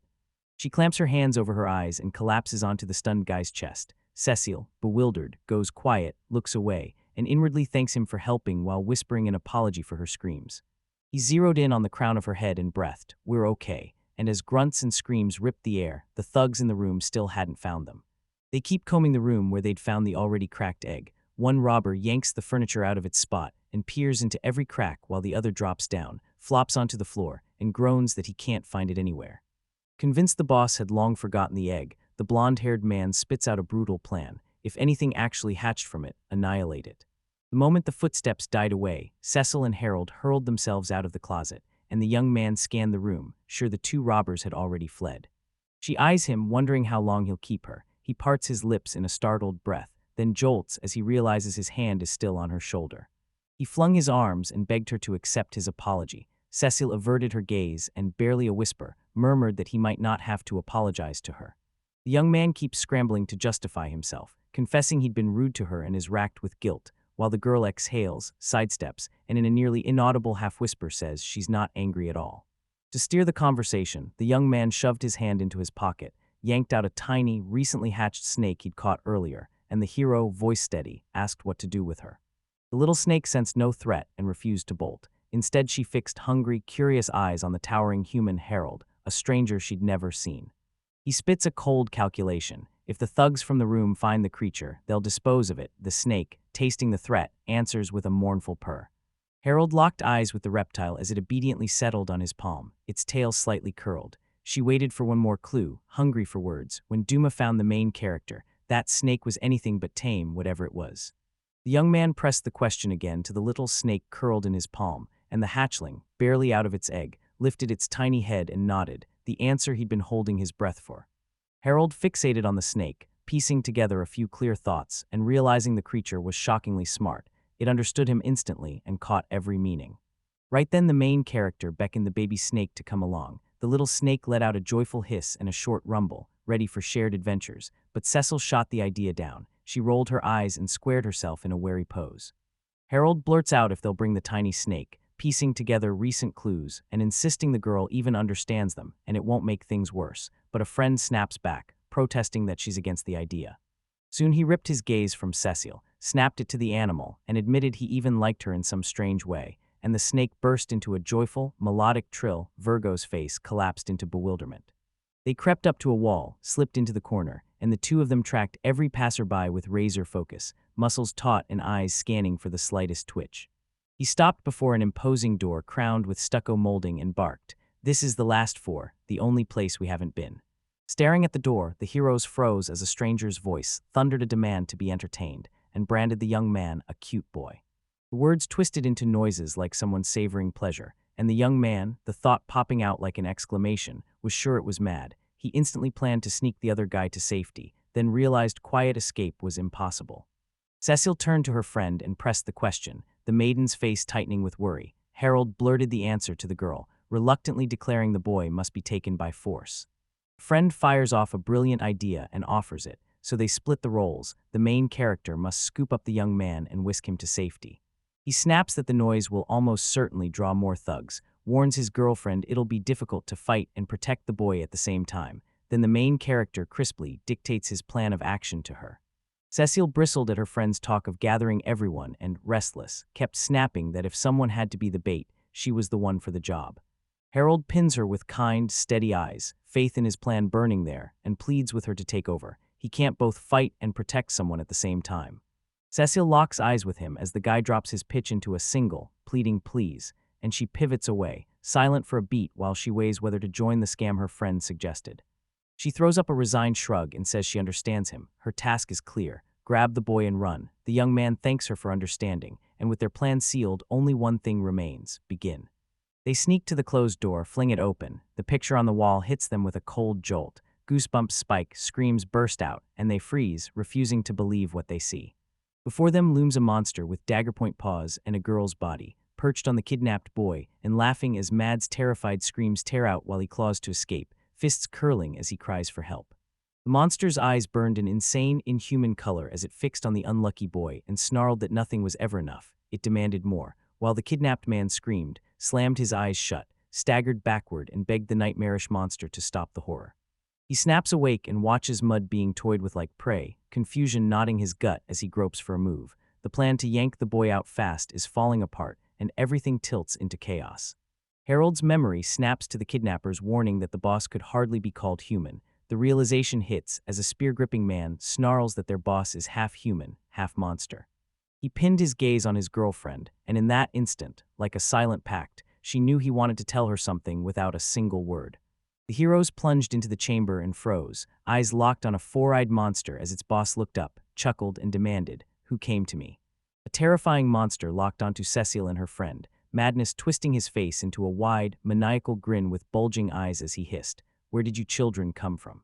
He throws back a cocky chuckle and declares that he and his girlfriend have come for the boy. The monster's grin cracks wide as it sneers that Harold is asking for the impossible. The monster pins the kidnapped boy with a predatory stare and hisses that this child stole something priceless from the robbers, so he must atone for the woman's shattered mind. Frozen with claws wrapped around a tiny jar, the boss snarled it was worth a fortune and could cure any disease. One bottle fetches 50 million rob, and the monster stole it from the merchant ship herself. He stands silent, eyes pinned between the trembling kid and the robber boss, when a memory slams into him, the boy's raw, desperate scream begging for money to save his father. Realization slams into him. The kidnappers are pirates, and their boss is a half-man, a nightmarish figure that'll freeze your blood. The monster explodes in fury. Her face goes deathly dark, and she bares razor claws to strike, while the boss bellows he won't allow that rudeness toward himself, and the heroes can forget mercy. She struck first, her sword sliced the air and slammed into the monster's hand. Nothing happened, and her tails whipped wild and tangled from the lightning-fast strike on the scariest creature. After the blow, Cecile bolts, yelling the monster's shell is impenetrable. The beast flares with even more rage, Cecile's eyes gone white with fury as a scream rips the room. Harold unleashes another strike as the monster's face twists into a menacing mask, teeth clenched, brows twitching high, one eye aslit, the other blown wide. It rips its mouth open and screams. Has it really begun attacking him now? The hero gritted his teeth, drove his brows down to the bridge of his nose, and tightened his grip on the weapon. Suddenly, a cold shock told him he'd struck metal, not something soft. The powerful blow sent the monster crashing down, and only then did he realize the young man could really shove the beast over with a single motion. Surprise tore a questioning sound from him. A colossal body smashed into the wall that had previously stood behind the nightmarish object, carving a huge, ragged dent into it. Rolling down the wall, what remained of the flat surface, the monster let its body loosen, its paws folding into a calm rest as the half-man's face went wide with surprise. Harold stared down the terrifying creature. His strikes looked like they'd done nothing, but he didn't care. Weapons still clenched from the attack on the thing that used to keep pace with the little boy. He shouted for Cecile to help. She exploded into motion, shot forward, and snatched the boy by the waist with one fierce hand. Cecile spots the bottle the monster mentioned, snatches it mid-stride, yanks the child with her and snarls, "I'm taking this with me." The monster bared her clawed paws and screamed she'd finish off and gut the girl and the main character. Her fresh young prey and her panacea had been stolen. Rage boiled in the monster as he roared for his subordinates, demanding where they'd gone, when a band of robbers burst into the room shouting they'd arrived and were here. Rage laced his command as he barked to seize the escaped girl at all costs, do whatever it takes, but bring Harold's girlfriend. He stays holed up in the room, certain the trio who fled can't hope to defeat Cecile when they're down to just 3. In a dark room, a spider-legged monster boss looms at the head of a snarling mob of subordinate robbers, their mood black and dangerous, and Harold stands alone, every nerve electric as he prepares to take them all on.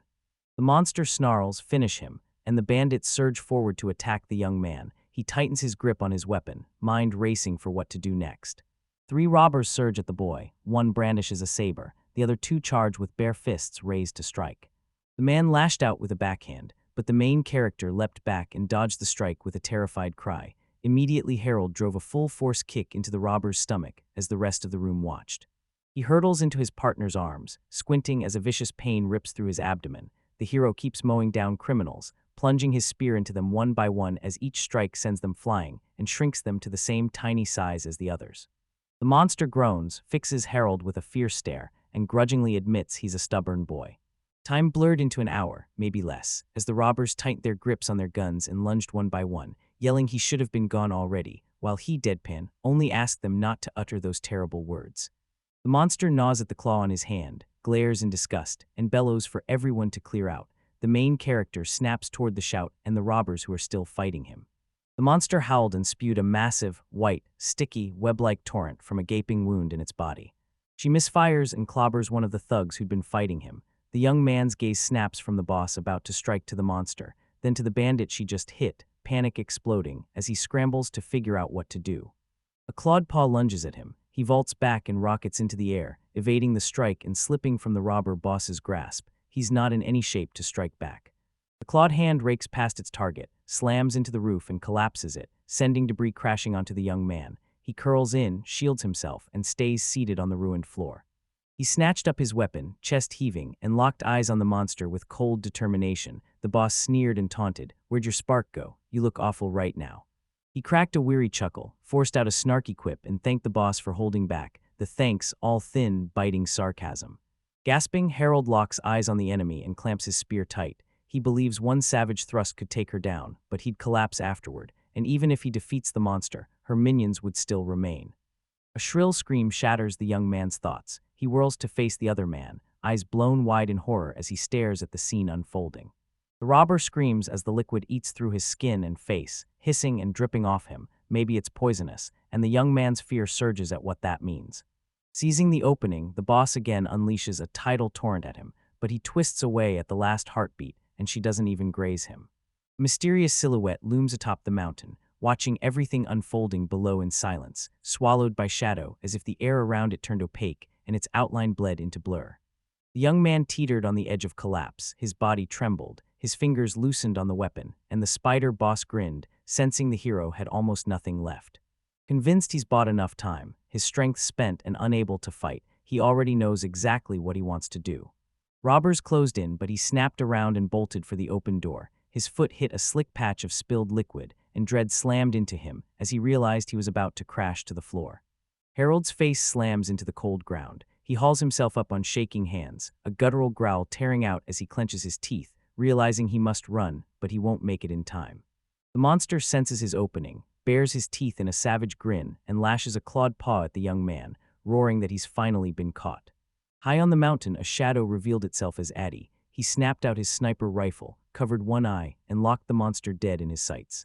A magical stream spirals around the girl as she takes aim and fires, stumbling a step sideways from the recoil, while the bullet rips through the air and rockets straight for the target.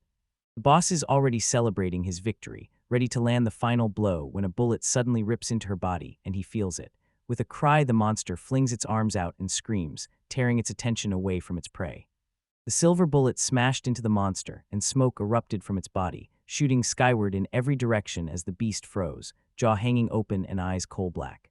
The grotesque husk tore itself to pieces, collapsing into a pile of body parts, its trunk cleaved in two, its bloated belly slumped into an unrecognizable ruin from the rear, and only his shoulders remained where his arms had been.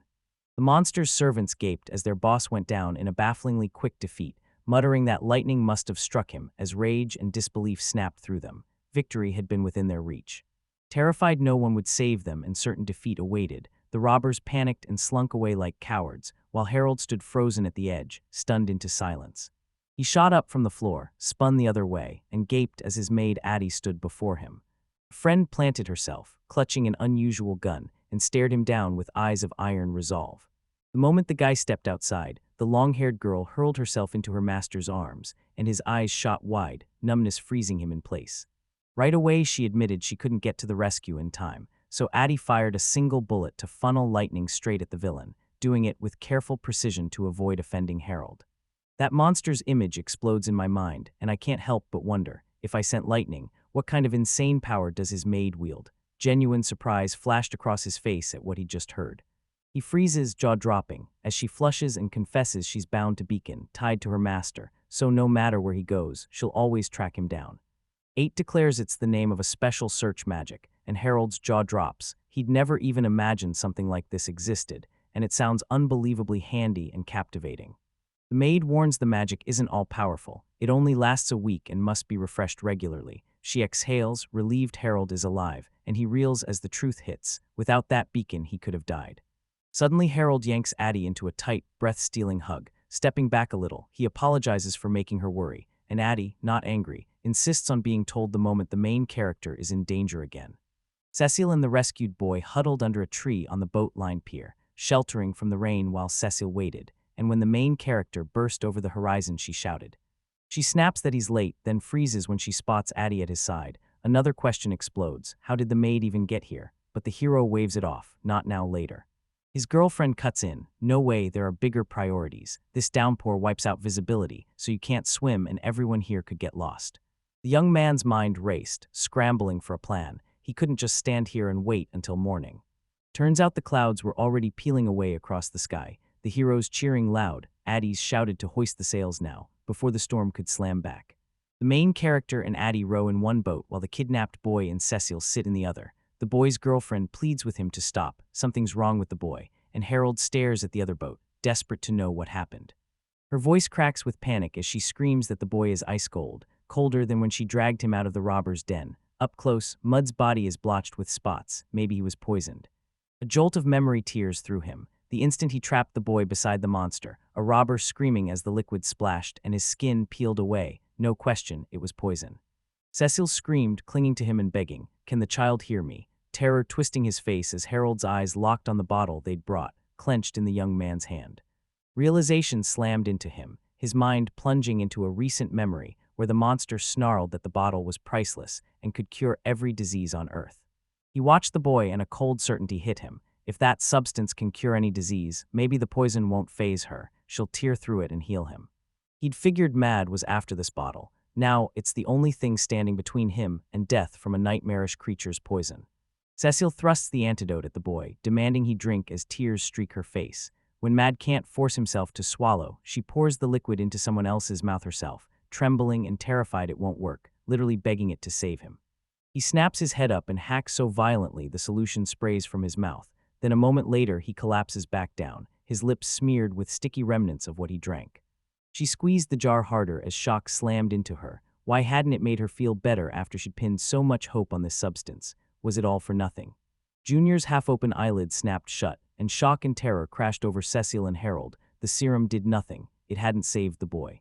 Tears stream from the girl's lashes as she clamps a hand over her eyes and sobs. The young man, disbelief twisting his face, stares at the boy, then at his girlfriend and whispers, "Is he dead?" They reached the port, returned the boat, buried mud in a small grave, and stood over it. Addie, Cecil, and Harold staring down with regret and sorrow carved into their faces. He knew the boy's mother and was certain she scoured every corner for him, imagining her hurling herself into a desperate, bone-deep hug, yet that reunion would never come to pass. Because of that, the main character can never surrender his mother's corpse or confess what really happened. I can't even summon the strength to meet another person's eyes. Harold decides to leave the boy officially missing, and everyone who knows the truth will play dumb. That's why the main character can never surrender his mother's body or confess what happened. I can't even summon the strength to meet anyone's gaze, so Harold decides to let the boy remain missing, while everyone who knows the truth plays dumb. Cecile planted herself by the grave, twirling a tiny flower between her fingers as she insisted she was still trying to save the child. An attempt beats doing nothing, and she had no regrets because she'd done what had to be done. Then she laid the flower on the burial site.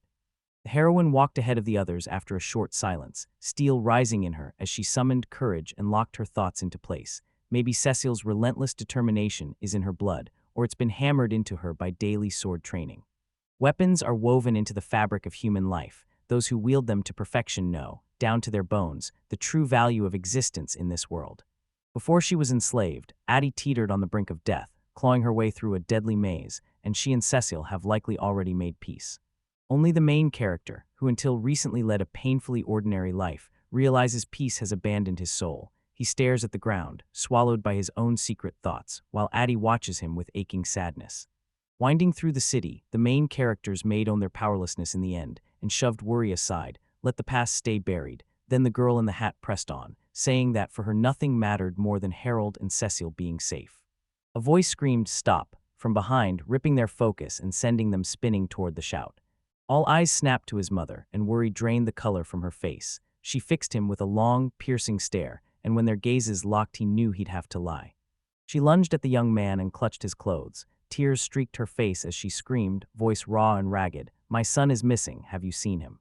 She jumps onto the morning news and drops a bomb. Her husband, the man who only played dad part-time, is dead, and the revelation rips through both her and the main character like a dagger. She says the man pleaded to see his son Mata one last time before he died, the boy's mother choking on sobs while Harold's voice died in his throat as he stood mute, watching the hysteria swallow them. She crumples to her knees at his feet, helpless, pleading. He only wanted to stroke Mata's head, to pat his hair. He freezes, the image of that little boy desperate to save his father crashing into him. Mad's life was ripped away. His father refused to wait for help and died, and guilt devours Harold. He's convinced that if he'd moved faster and with firmer resolve, he could have saved them both. The maid stood mute. He snapped his gaze to her. Sure, Mata had been poisoned, and his father had run out of time. No matter what he'd done, the tragic end would have been inevitable. She hauls herself upright from her knees, forces out an apology for snapping, then vows in a hoarse whisper to keep hunting for Mata. She has to find her. Her son is all she has left. Mamamata sprints back toward her house, clinging to the last of her strength to choke back tears, and Harold's heart shatters as he realizes this poor woman has lost her son, a truth he can never say aloud, and no one can. Days bled into one another as the young man perched on his bed, replaying the recent events in his head. Nothing of real consequence had happened. He showed Adia the snake, she gasped. They named it together. By his own account, that tiny moment was all that mattered, and he bolted upright, rushed to the window, peered out, and wondered, is this really how the last night on the northeastern continent will pass? His eyes lock with his shadowed reflection, acceptance anchors in his bones. He's finally starting to come to terms with what happened to him. Remembering the small grave he and his friends built for mud, Harold shrugs it off as another unlucky story that doesn't concern him. It keeps happening. A cold, ugly thought rips through the hero's mind. Death claims people so often, will his turn come next? He replays every fatal possibility in his head, like the night his house burned. What if he'd been asleep and burned in the blaze, or fallen during a boss fight? Maybe AT wouldn't have made it in time, arriving seconds too late. The maid spots the main character, frozen in thought, cracks the door ajar, and slips deeper into the room. The girl bursts into the room and screams, "Harold," voice shaking as she demands what happened. A guy pivots at someone else's call, his face folding into terror born from his own thoughts. Hand to his temple, the young man snaps that nothing like that happened and refuses to cram his thoughts into someone else's head. Still worried, the maid says he looks completely unhealthy and that the main character is in terrible shape. He says nothing and clamps his mouth into a razor-thin line. He insists nothing happened, but doesn't have time to finish. His eyes snap wide in shocked disbelief. She yanks the main character by the head and violently buries her lips into someone else's. Harold stands frozen, stunned for a few seconds, and doesn't respond to the kiss. He rips away from the kiss, a thin strand of saliva stretching between their mouths, and stammers, "What are you doing?" His eyes wide with shock as Addie clamps a hand around his neck. The maid snaps that if something is eating a man alive, the best move is to dive headfirst into loving a woman. She'd heard that's the surefire cure. She hurled her clothes aside, cheeks aflame, and mortified but daring, told him everything was his. He could do with her whatever he wanted. Petrified, he stays rooted for a long beat, then forces down a thick swallow and concedes the maid is probably right. Without warning, he slams the unsuspecting girl onto the bed, snarling he won't stop even if she begs. She already said Harold can do whatever he wants with her. Addie drags a ragged breath and declares she's ready for anything. The young man pins her with a charged stare, drops his gaze to her lips, and leans in. Harold hauls Addie into a long, wet kiss, pinning her so she can't pull away. Addie mumbles into the main character's mouth but doesn't try to crawl away. She's loving it. He rips the kiss away and slams his palm onto the elf's curvy forms, squeezing and kneading hard as his fingers rake side to side, while she clamps a hand over her mouth to muffle the sounds. He kept toying with the beads, licking them and shoving them into his mouth as he pinned her to the bed, her scream flipping from pain to raw, ecstatic pleasure. He yanks back, hovering over Addie, and snaps for her to relax, coiled and ready. She closes her eyes and vows to try. Then with one razor-quick motion, he fills his insides and the elf screams. The young man lashes into a frenzied pace, moans, screams, and slaps ricocheting around the room as the girl digs her palm into the soft sheets, and the hero begs her forgiveness for his intemperance. He snatches the elf's hands and hauls her into him, crushing her close. Addie sobs, hot tears streaking her cheeks and saliva slicking her lips as she chokes on her own tears and pleasure. After the dust settles, Harold is consumed by guilt. The elf sleeps beside her, spent from a brutal night, and the young man insists he can justify himself by claiming Addie offered herself, but confront the facts and that excuse shatters. Everything is completely wrong. He morphed into a real monster, weaponized her words as a shield, then lunged like a wild beast at the defenseless little victim.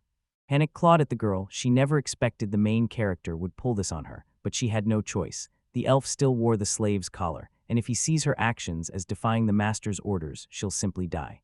He stared at the sleeping girl, heart pounding, and knew with brutal clarity he wanted Addie, not just sex. A loud exhale ripped free as he strode off to cool his burning head while the elf rested. The ship, a colossal bird, tore through restless waves that thundered against its sides, and the sky over him, packed with iron-gray clouds, glared down as harsh and unforgiving as the sea. Inside, a man hunched on a wooden bench on the deck, his face gaunt, eyes hollow with exhaustion, fingers nervously picking at his temples as a thick, lingering sigh tore through the silence.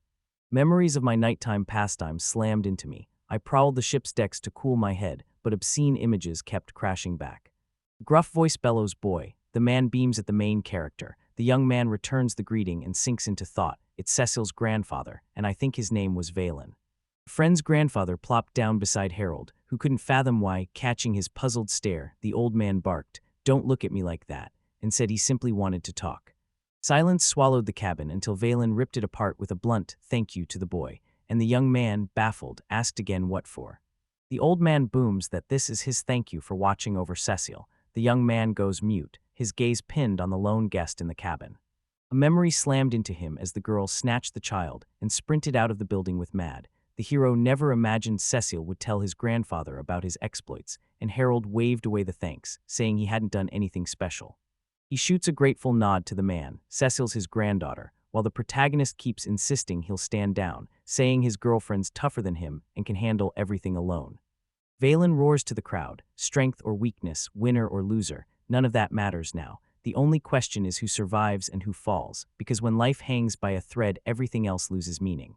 Her grandfather keeps saying she barrels in headfirst. The hero nods in silence. He warns her total lack of caution could cost her life.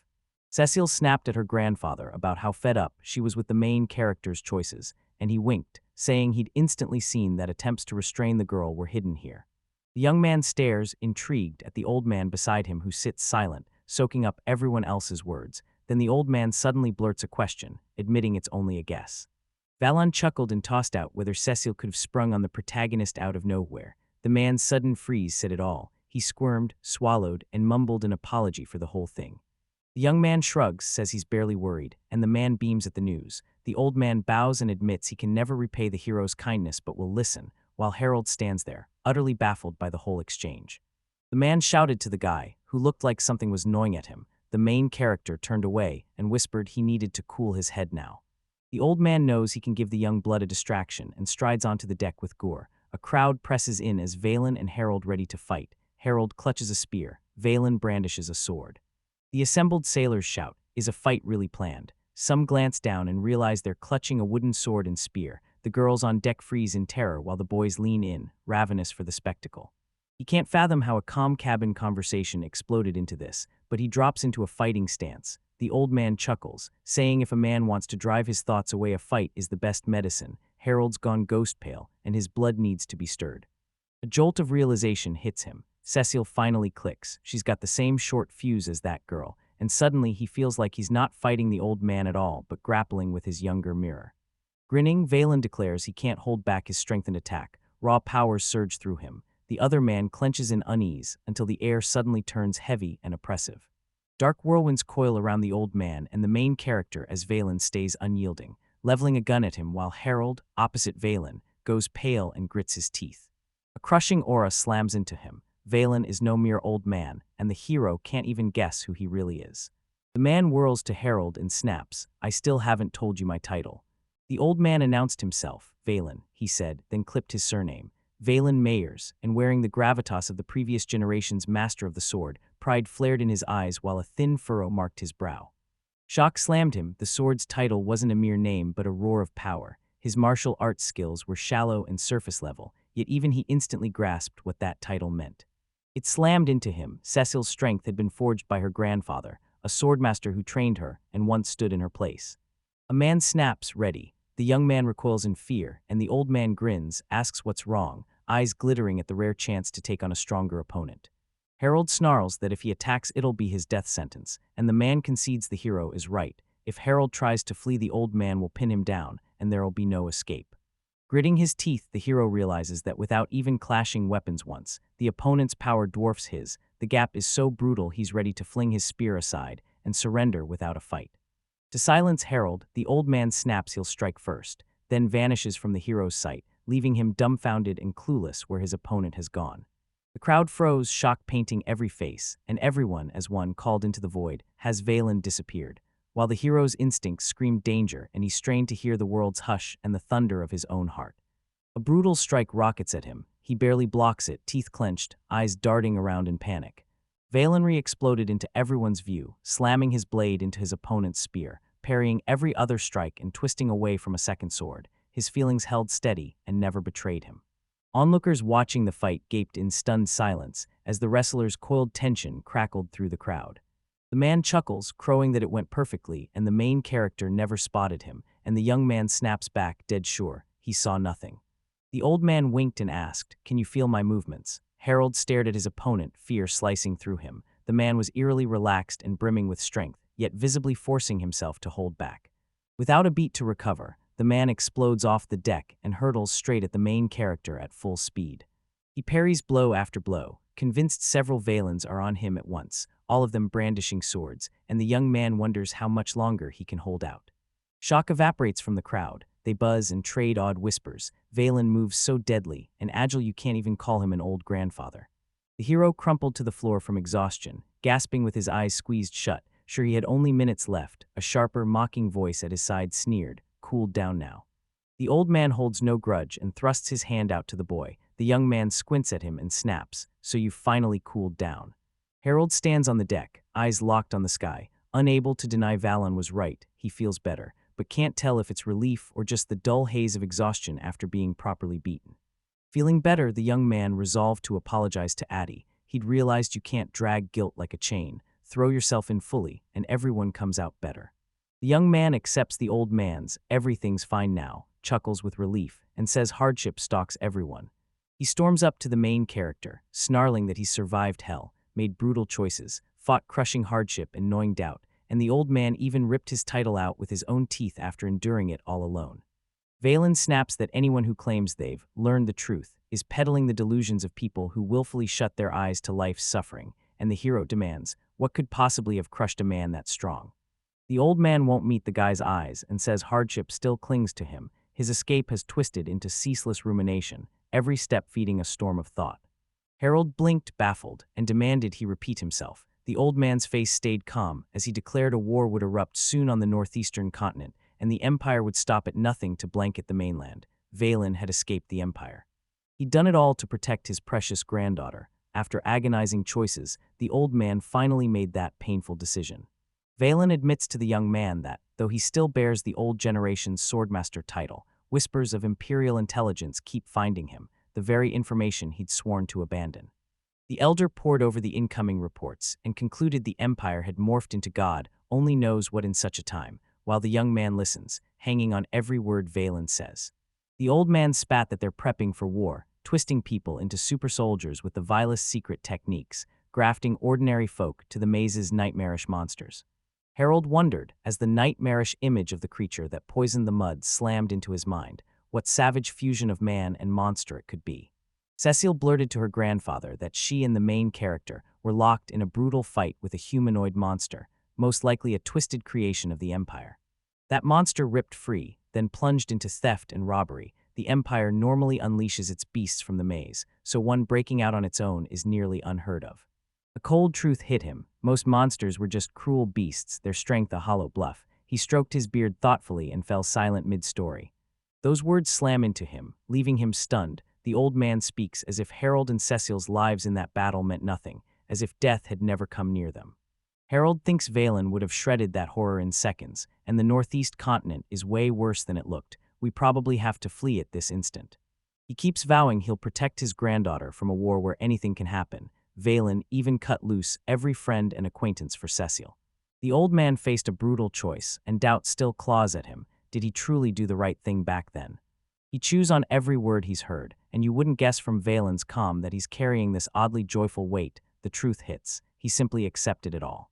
Perched on the deck, Harold embraces the weight in his mind and the craving to cool off, so he stands silent, eyes locked on the endless sea. The scene plunges into the ship's lower cabins as a young man leans against a door, paces like a caged animal, then crumples to the floor, clutching the freshly received ring. Earlier, Harold stormed down to the ship's trading floor and rifled through row after row of jars until a gleam from one, silver clay, snagged his gaze. The seller hisses to the main character that the silver clay is tainted with impurities but comes from the labyrinth. It costs $100,000 in due, or only $200 if you're in robes. Alongside his apologies, the young man burns to give Addie something, and he's sure a handmade craft will best carry his thoughts. The main character pressed about tools for working clay. The merchant jabbed a finger at a nearby shelf and said they're right there. Customers can use them. The kid in the cap fires, will you work with clay? Do you know the maker? He answers cool as steel. I do, I was a silversmith for 15 years, and the merchant goes wide-eyed. He freezes, hunting for the perfect opening line, then clamps the ring he made into his palm and yanks the handle, flinging his room's door wide. A maid greets him, spooning food into a tiny snake's mouth. The moment she spots Harold, she cries out her master's name and erupts with joy at his return. Awkwardness prickled the young man. He turned his gaze away and asked what the elf was doing, and she said she's feeding the echidna. It's the little snake's new name. Nerves strangled him as he stood beside the girl, words evaporating from his mouth. He clenched the ring in one hand and shoved the other behind his back. The girl leans in and asks, everything okay? Harold winces and blurts that he wants to apologize for what happened yesterday, and Addie gapes, baffled because nothing even happened. He murmurs that these apologies are for what he did. He literally lunged at a defenseless girl, using someone else's approval as a shield, and now he offers a small gift as his apology. He cradled the elf's hand and slid a silver ring onto her ring finger. She held it out, turning the band under the light, eyes wide at the delicate workmanship. Did you buy this for me? Harold rubs the back of his neck and admits, uncertainly, that he made it himself. He's not half bad at making jewelry. Hearing this, the girl's eyes blaze with delight and she studies the gift intently. Averting his gaze, the young man shoots out that silver banishes evil spirits, works as a protective amulet, and keeps werewolves at bay. Addie, razor-tongued, snaps that one of those werewolves has already attacked. Addie burst into laughter, hands pressed to her heart, and said she understood her master's point. Harold refuses to be attacked by anyone but him. The young man nods, puzzled, and his servant, still sparkling with happiness, dives back into explanation. He'd clearly misread her cheerful words.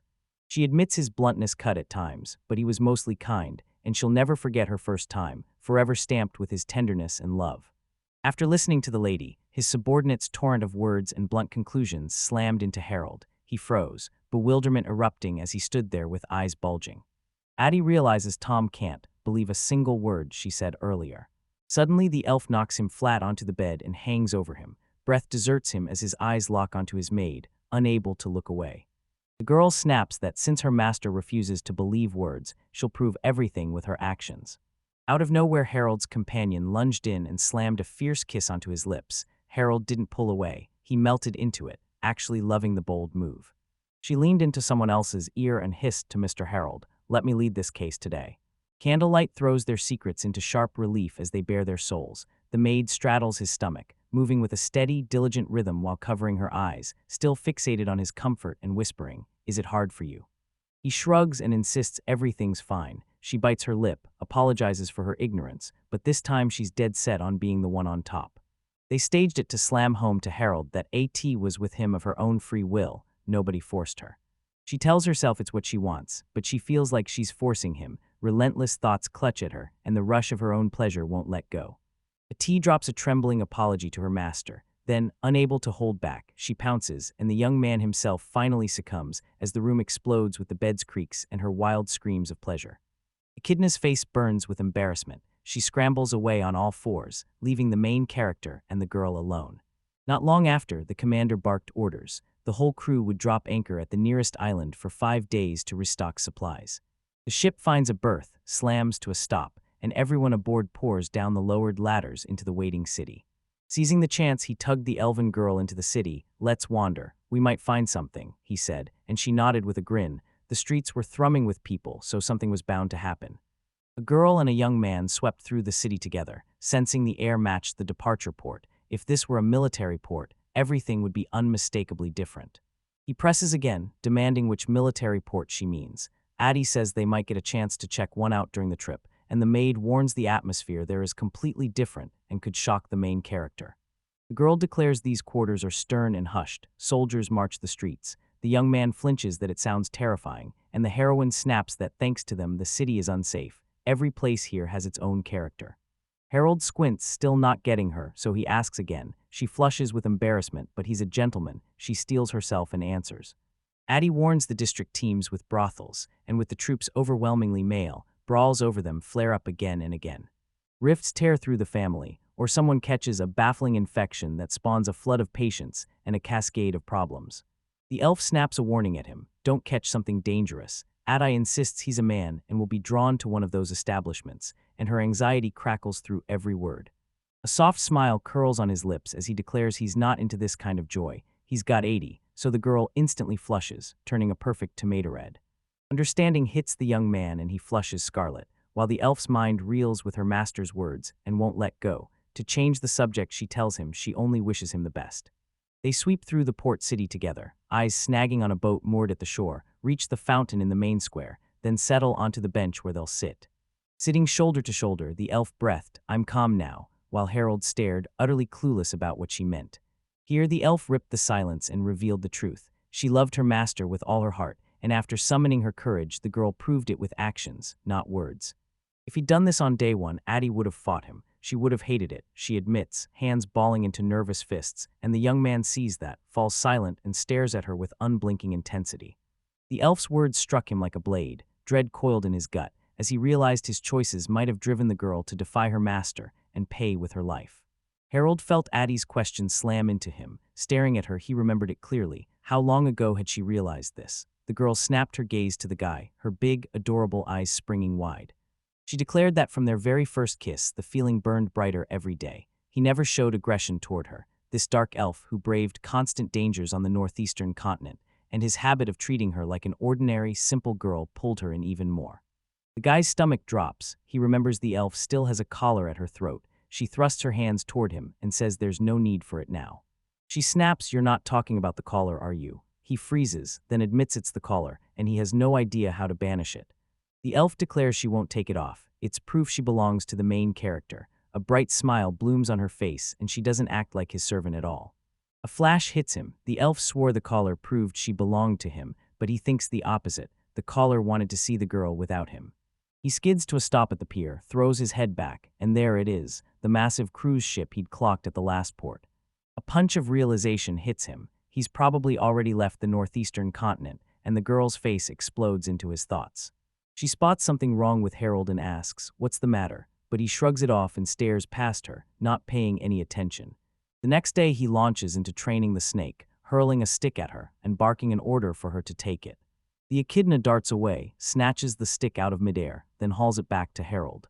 She stares spellbound as the young man hones a tiny pet into tricks. The hero pivots and asks, "Addie, want to try?" She snatches up a wand. A tiny note slid under the hero's door. The young man snatched it up, pulse jumping as he read that he and Addie were invited to the night bazaar. He remembers yesterday's dead end with his companion. Doubt claws at him that anything could surprise him now, so he turns to the girl and asks if it's worth going, and she nods yes. The main character spots the bazaar overflowing with people and blames it on flashy advertising, but the maid scoffs and says something else is drawing the crowd. He stepped into the bazaar and froze, alleys jammed with gambling dens, every corner packed with players hunched over cards, poker tables, and rattling slot machines. Harold's convinced this island's a transshipment hub for ships. That's why these establishments thrive on the non-stop tide of trade. Cecile plants herself at a table with a pair of men while the others hiss accusations of cheating. She fires back with a cool smile, saying she's simply eagle-eyed. On the street, the heroes freeze as a familiar voice slices the air, "Cecile." Harold's head snaps to one frantic hope. Whatever she's doing, her grandfather must not catch her. At first, the protagonist's girlfriend's grandfather appears to be a simple old man, but he's actually a gambler, and the protagonist can already imagine the chaos if that grandpa ever discovers his granddaughter's been gambling. His patience snaps. He resolves it's too much and feigns ignorance, pretending he heard nothing, and the maid nods, backing him. He urges us to keep wandering the night bazaar and feast our eyes on the street's shimmering beauty. At sunrise, Harold runs the snake through drills again. It coils around his body, slithers up to crown his head. He throws his arms out wide and Addie claps, utterly amazed. The hero swears the echidna balloons a little more each day. The snake can't shed its skin. How does it ever grow? Harold's memory slammed back. The egg was found on a half-human, so it might not be a snake at all. A shrill scream shatters the silence outside the door, yanking the heroes upright as a woman's voice begs her grandfather to let her go. He ripped the door open and yelled, "What kind of screams are those?" And in that instant, his eyes locked on a man dragging his granddaughter Cecile behind him. Rage boiled in the old man. He couldn't imagine his granddaughter into gambling. Cecile lunged for excuses, insisting it was just a prank, and she hadn't lost, she'd won. She flaunted dice spinning in her palm and, seeing straight through the cards, bent every game into a perfect win-win. Rage exploded in him. He smacked his granddaughter's soft buns and bellowed, "Why would you take up swordsmanship?" They freeze, staring at the whole scene in stunned silence, while Harold's friend cries out for help, doubled over in pain. He shrugs, refusing to step in. The execution of the protagonist's girlfriend rages on, and she screams shrilly. Addie admits a flicker of pity for Cecile, but the young man snaps that Cecile chose her actions and knew the price she'd pay. The maid huffs out that the master's girlfriend actually called him by name. She's sulking about it, and the main character notices, utterly unable to fathom why. He jabbed the elf Addie's cheek mid-grumble, grinning, "You're so cute," and heat flooded her face as her cheeks flamed crimson. The scene erupts in the tavern, where two men huddle over mugs, trading fevered whispers about the morning's blaze. One of them shouts that the house was burned to the ground and the neighboring home stood half-charred. Harold hears it, snaps around, every nerve on edge. He swears he knows in his bones, no matter how gutting, what losing a home and tumbling into despair feel like, because he's lived that same nightmare. He wrestles with whether the blaze sprang from careless handling or a twisted pyromaniac, then snaps the thought shut, pointless. He's leaving the island tomorrow, and its problems aren't his. After the meal, Addie and Harold weave through the lanternlit streets, debating whether their next stop will be the western continent, while the maid grins and warns they might need one more stopover. Without warning, in a shadowed alley, a young man comes face to face with his girlfriend. She gasps when she spots the hero, then pins him with a sharp, displeased stare. Cecile erupts, accusing Harold of cold-blooded betrayal for refusing to save her from her grandfather's punishment. She never expected this from him. The hero felt the sun sliding toward the horizon, his friend still wandering the city's streets, proof she hadn't learned her lesson, and like last time, he clenched his jaw and chose not to act. Seeing Cecil again, the maid's jealousy ignited. She sneered that Cecil was flawless and that the guy would rush to protect her. Then the girl pouted and shot a sidelong glance. He snapped at Essie, demanding why she was acting like this. She lowered her gaze and murmured a brief apology without explaining, so he shrugged and decided his maid was simply out of sorts today. That evening in the cabin, Harold beckoned his companion onto the deck to take in the scenery. She blinked in surprise, accepted, and her smile made it clear she loved the offer. An echidna snake bursts from under his clothes, trying to speak. The guy assumes it's begging to come along, and with a conspiratorial grin, the maid and the main character climb up to the deck. From the deck to Harold, the port city's night looked ordinary, and every light and shadow screamed one truth: he wasn't the most important presence here. The young man brandished the deck and pitched the idea just to steal a smile from his companion. Harold grinned, thrilled the elf finally looked happier than before. A young man and an elf girl leaned on the deck rail, eyes wide as the night city unfurled beneath them into a glittering sea of lights. He spun to Addie, grinning, and asked if they could return home. She smiled back and agreed. They peeled away from the railing at the deck's far end, eyes snapping back to the spot they'd paused. She clutched her hat against the wind as he caught sight of something all too familiar nearby. Harold's eyes snagged on a man he'd only just met, standing nearby with arms crossed, staring into the distance with cool confidence. The girl saw him too and cocked her head, curiosity flashing across her face. Wallen Sullen fixed them with a hard stare and said he hadn't expected to see them here. The young man snapped, "What is their acquaintance doing out at this late hour?" The white-haired man's face snaps into a grin, and grinning into his mustache, he replies that he's waiting on this deck for his stupid granddaughter. The girl in the wide-brimmed hat zeroed in on Wallen's sly squint, and the smile that never touched his eyes. They stayed cold and cunning, and the guy behind him watched, his face contorting in disbelief. Skepticism carved Harold Smith's features. When he realized the old man had guessed everything, he barked, "Why are you waiting for my younger relative?"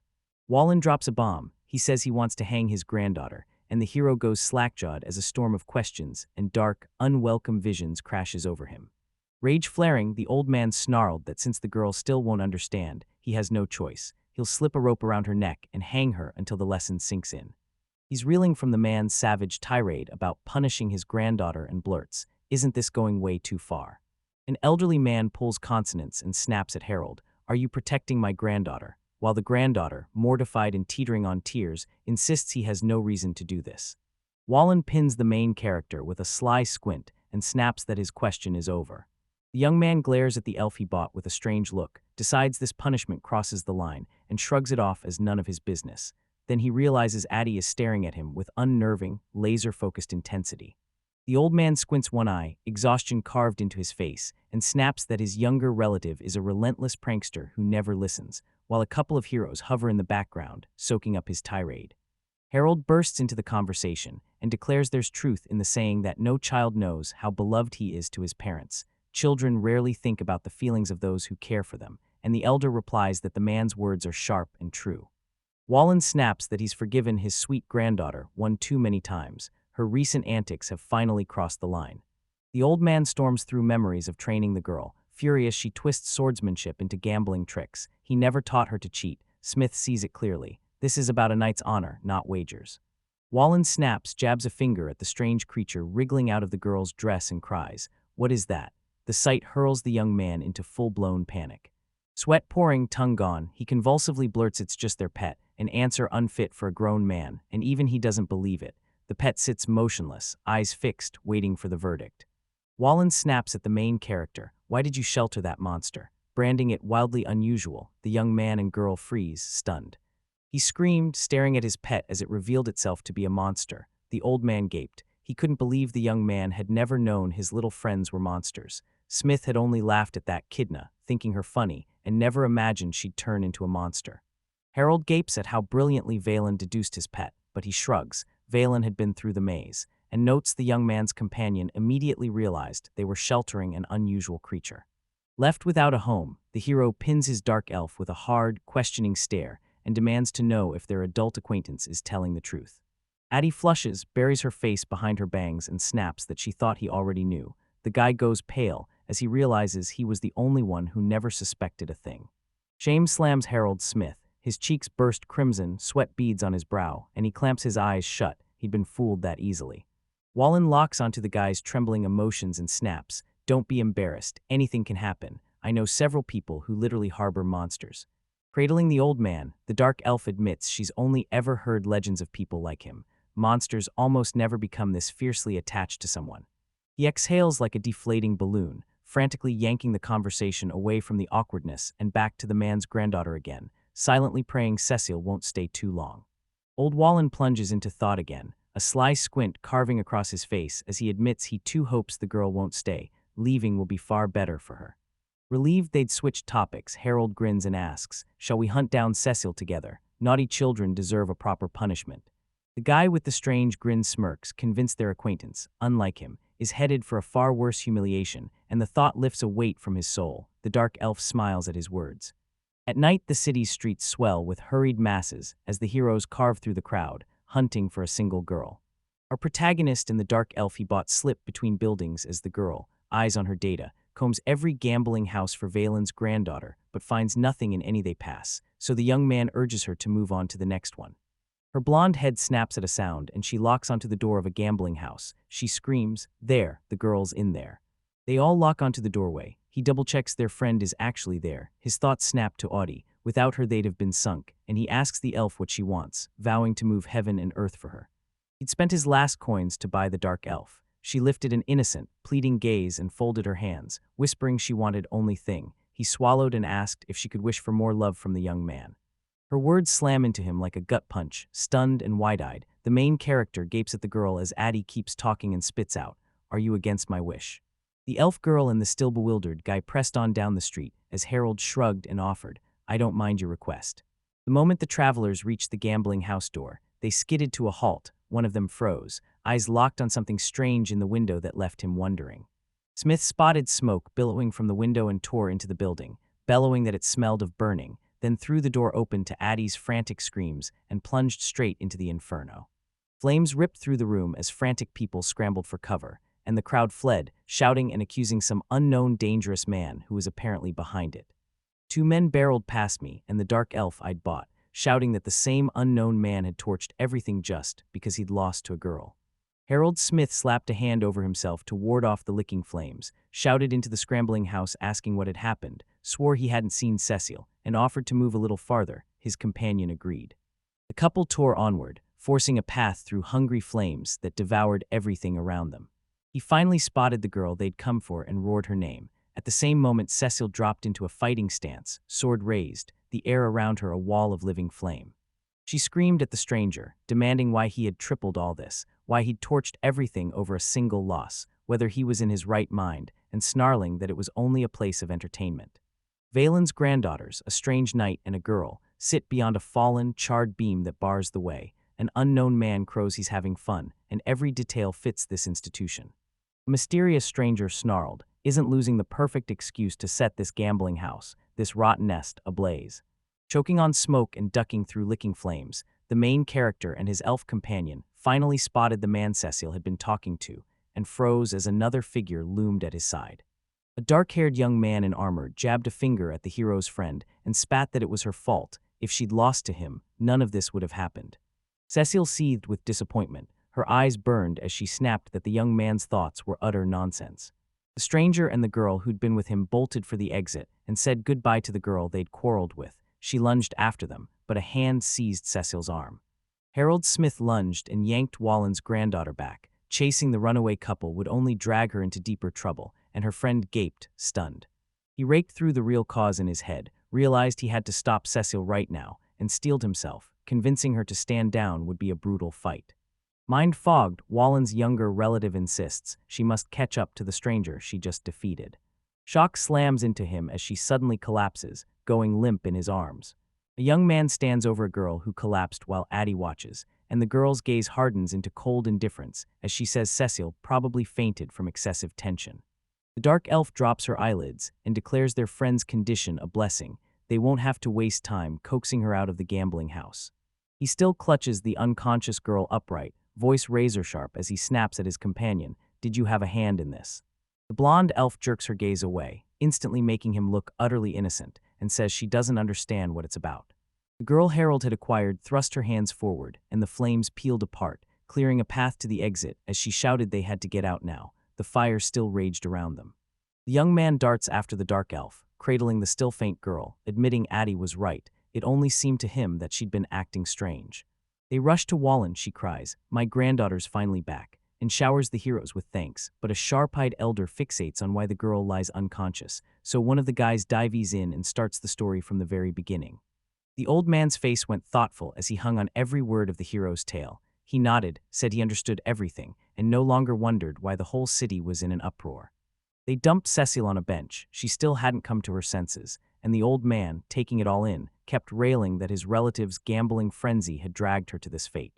His face snaps into a cunning, cruel sneer as he growls, "I'll beat her when his granddaughter wakes," and the main character admits, "I still feel a little sorry for her."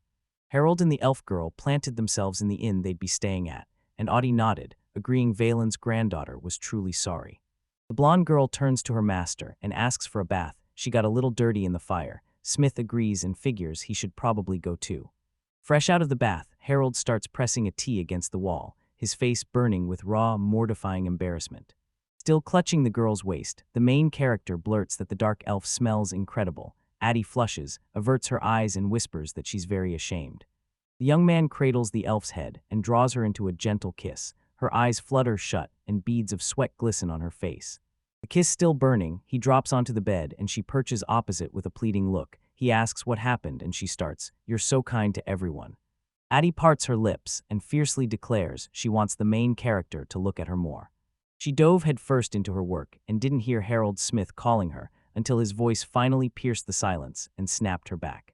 She shot up from her lesson and poured out frantic apologies, pleading, "Did I hurt you?" He shook his head and calmly said, "No, everything's fine." The instant the couple reached the heart of the excitement, they forced their breaths into a steady beat and smothered every sound. Sated at last, the girl and the boy crashed into a restless sleep, able only to drag the blanket halfway over their bodies. The ship rocks on the night's calm waves as the main character slowly surfaces from sleep, drifting awake. The young man springs upright, mind frantic over why he can't sleep, then glances at the girl sleeping peacefully beside him and taps her pointed elf ear, yanking her out of slumber for a single heartbeat.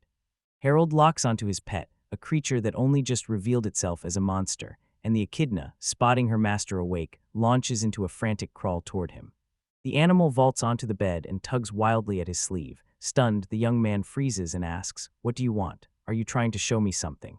He snatches up his weapon, claims he's got nothing better to do, tails the snake-like monster, and surprised, blurts he'll lock with him. Along the ship's wooden deck, he asks his echidna to take in the night view, but she springs up, wringing her head and torso every which way, and snaps that that's not what she wants.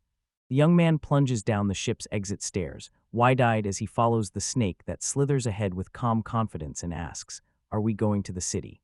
As Harold Smith and the stray pet they'd picked up step off the deck, the hero's eyes fly wide and he snaps, "This is a cruise ship." Ash lunges for the young man, leaving everyone stunned. A small wooden building right in front of the guy is swallowed by ravenous flames, plunging the main character into a stunned daze before he explodes. What is going on here? Clutching his weapon, Harold staggers back and watches a warehouse-like shell smolder into flames, jaw dropping. He's stunned a fire could even start in a place like this. He sizes up the scene, no buildings nearby to catch a spark, and the long-burning building's flames are sputtering, so the blaze is unlikely to spread. Smith stood transfixed as ravenous flames ate the wooden house, confusion burning in him. If nobody lived there, why had it caught fire? He steps closer and the truth slams him. This wasn't an accident, someone torched it, and memories snap back as he fears the recent pyromaniac is behind it all. Harold Smith snapped his head at the clang of armor. The couple from the gambling house who'd tangled with Valen's granddaughter stood behind him, the man flashing a sly grin and leaning in to start the conversation. The hero demanded who the man was and what was so shocking about his clothes. The stranger snapped, "Why barge into the conversation like that? You brute, what do you think?"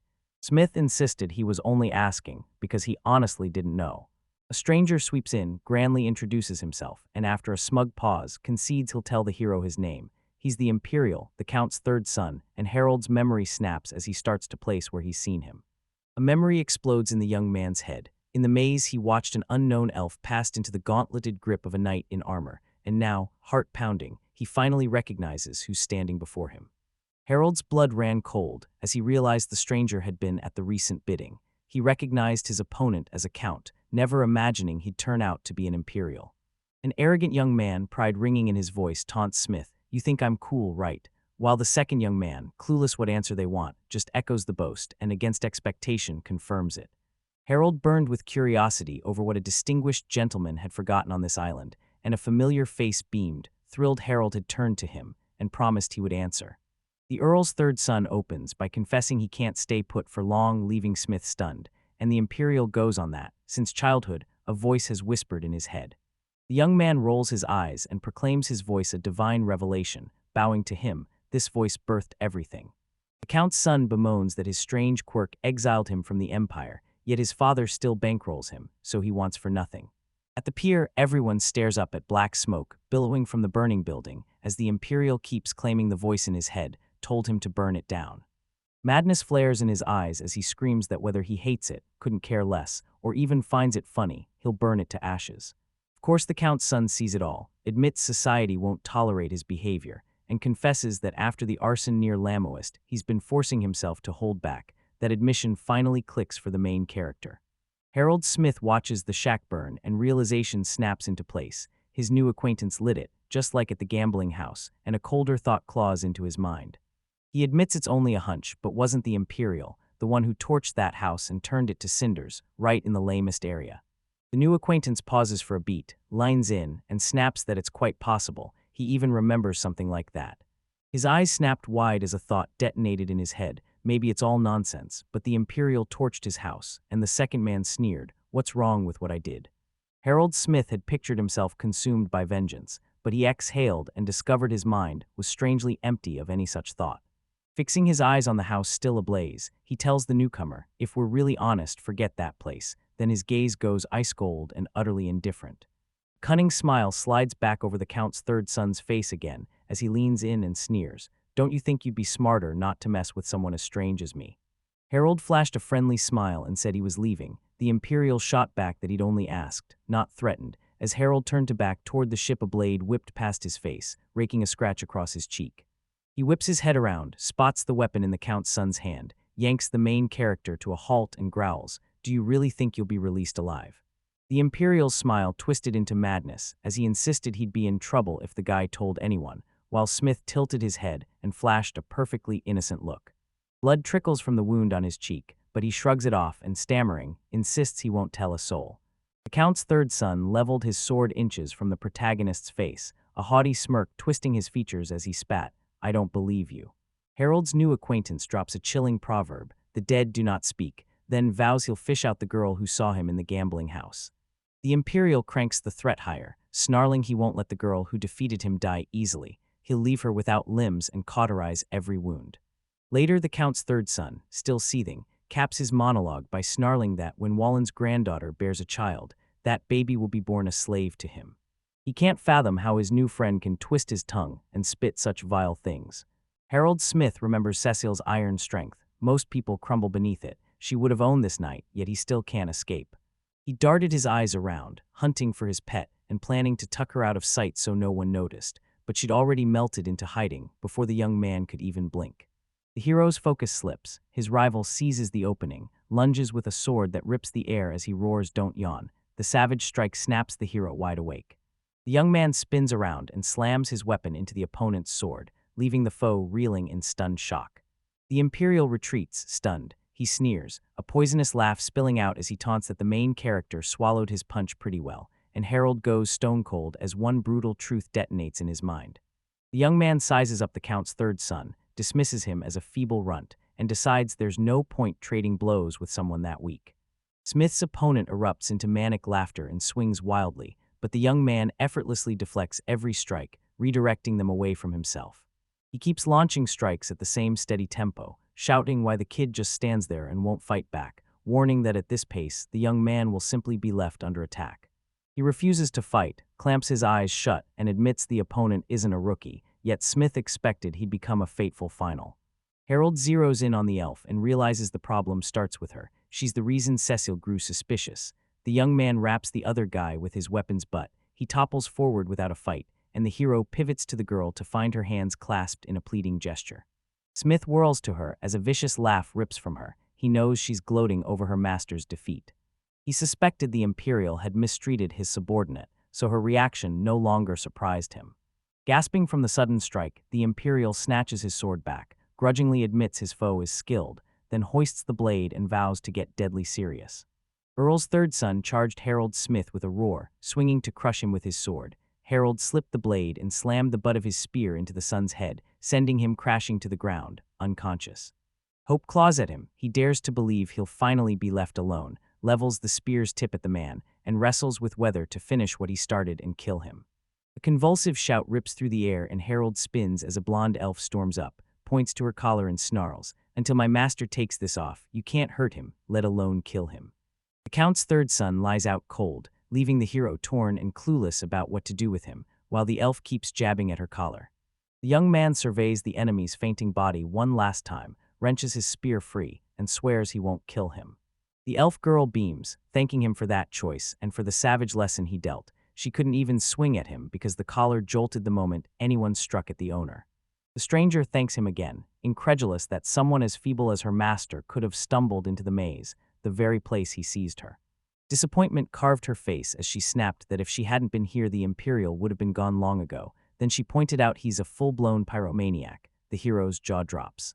As the man closed in on the youth sprawled on the ground, the girl kept unloading her woes and hurling barbed insults at her master, leaving Gabriel baffled and sure she was shockingly rude.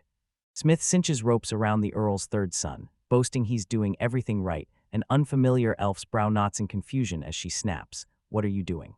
Later, she explodes into a terrified scream as the young man hauls her in with a rope, and because she can't understand why they're tying her up too, she thinks he's bullying her. The main character lashes the Count's son to the elf, and the elf screams that Harold's gone completely mad. That man's an Imperial. Harold's going to have serious problems, and the collar is still on her. Smith rakes his hand through his hair, voice tight. "I can't just ignore my opponent, he'll torch something else." The elf roars that he feels no pity for her as he calmly pins a pyromaniac tag to the unconscious youth, and the girl spits that he's not human. Harold Smith sprinted for the ship, but an elf scream chased him, ripping off her gentle mask as she vowed to make him feed animals until every scrap of sweetness drained from his life. He spots his pet barreling toward him, lets her clamber onto his shoulder and says, "That's what we decided." Before dawn's hush, a piercing girlish scream ripped through the ship and echoed down every corridor. Trapped in limbo, Cecile sobs and hurls at her grandfather. "What are you doing? You can't treat your sweet granddaughter like that." A relative of Wallen explodes, accusing the elderly man of using his skills for God knows what and being addicted to God knows what games. He snaps back, retorting that she's a good one herself for wandering off to who knows where, and calls that inexcusable. Flushed and flustered, she ripped her gaze from her grandfather and snapped that he'd completely misunderstood. She only liked kind people, not some who knows who. Wallen bristles at her reply, surprise and annoyance flashing across his face as he snaps that his younger relative was brought in unconscious yesterday. The old man kept snarling that the girl was lucky their friends found her. If anyone else had, it could have ended in tragedy. Bound and stunned, she spits the question again, "Did Harold Smith really bring me?" And his sharp chastisement only ignites a fierce indignation inside her. He stumbles into a heated family quarrel and freezes as an old man snarls that his granddaughter is utterly stupid, not just as a person, but as a swordsman too. Convinced his grandfather had kept his promise and actually hung up on the girl who defied him, the young man freezes as Cecile screams that her grandfather is as stupid as she is because he's the one yelling at her now, and fury ignites inside him. Bone-weary from endless adventures, he throws back a long, aching stretch with Echidna still perched on his shoulder, mulling over stealing a few more minutes of sleep. He presses a sailor who served aboard when they'll finally sail for the continent. The sailor says they'll make one more stop on the island, and the very next run, 2 weeks from now, is his. Smith thanks him and the truth slams in. They've been on the road for over 20 days. Harold leans, hands folded against the deck rail, and the weight of everything they'd been through on the journey slams into him. He never imagined he'd cross paths with the arsonist who burned his house. Smith buries his head in his hands, stares out into the distance, chewing on the sailor's promise of another stop and clinging to the hope that this time everything will go smoothly. A young man and an elven-looking girl gaped as the island's residents, where they'd landed, revealed themselves, cat-like creatures striding upright on 2 paws. Harold's eyes narrow. These animals are sharper than he expected. The dark elf echoes him, confirming they grasp human speech, and they clearly call this place home. Awe floods the young man at animals that can understand people, but his companion snaps there nothing like the half-humans, utterly different and almost never seen.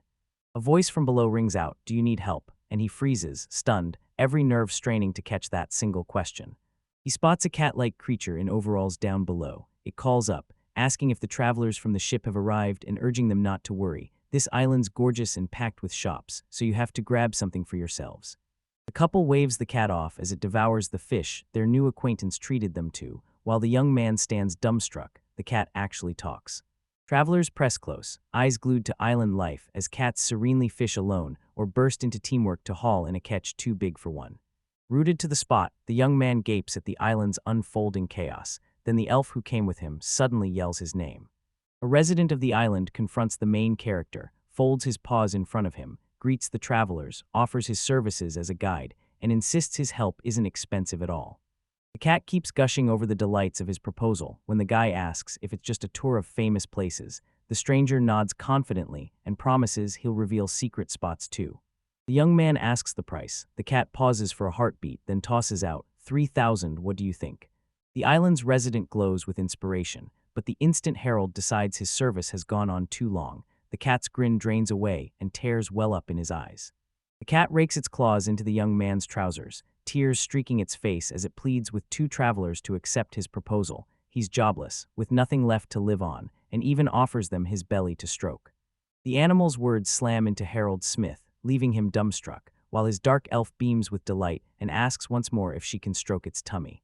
The girl's question while traveling with Smith ignited suspicion in Smith, but Addie brushed it aside and snapped at him to ignore it.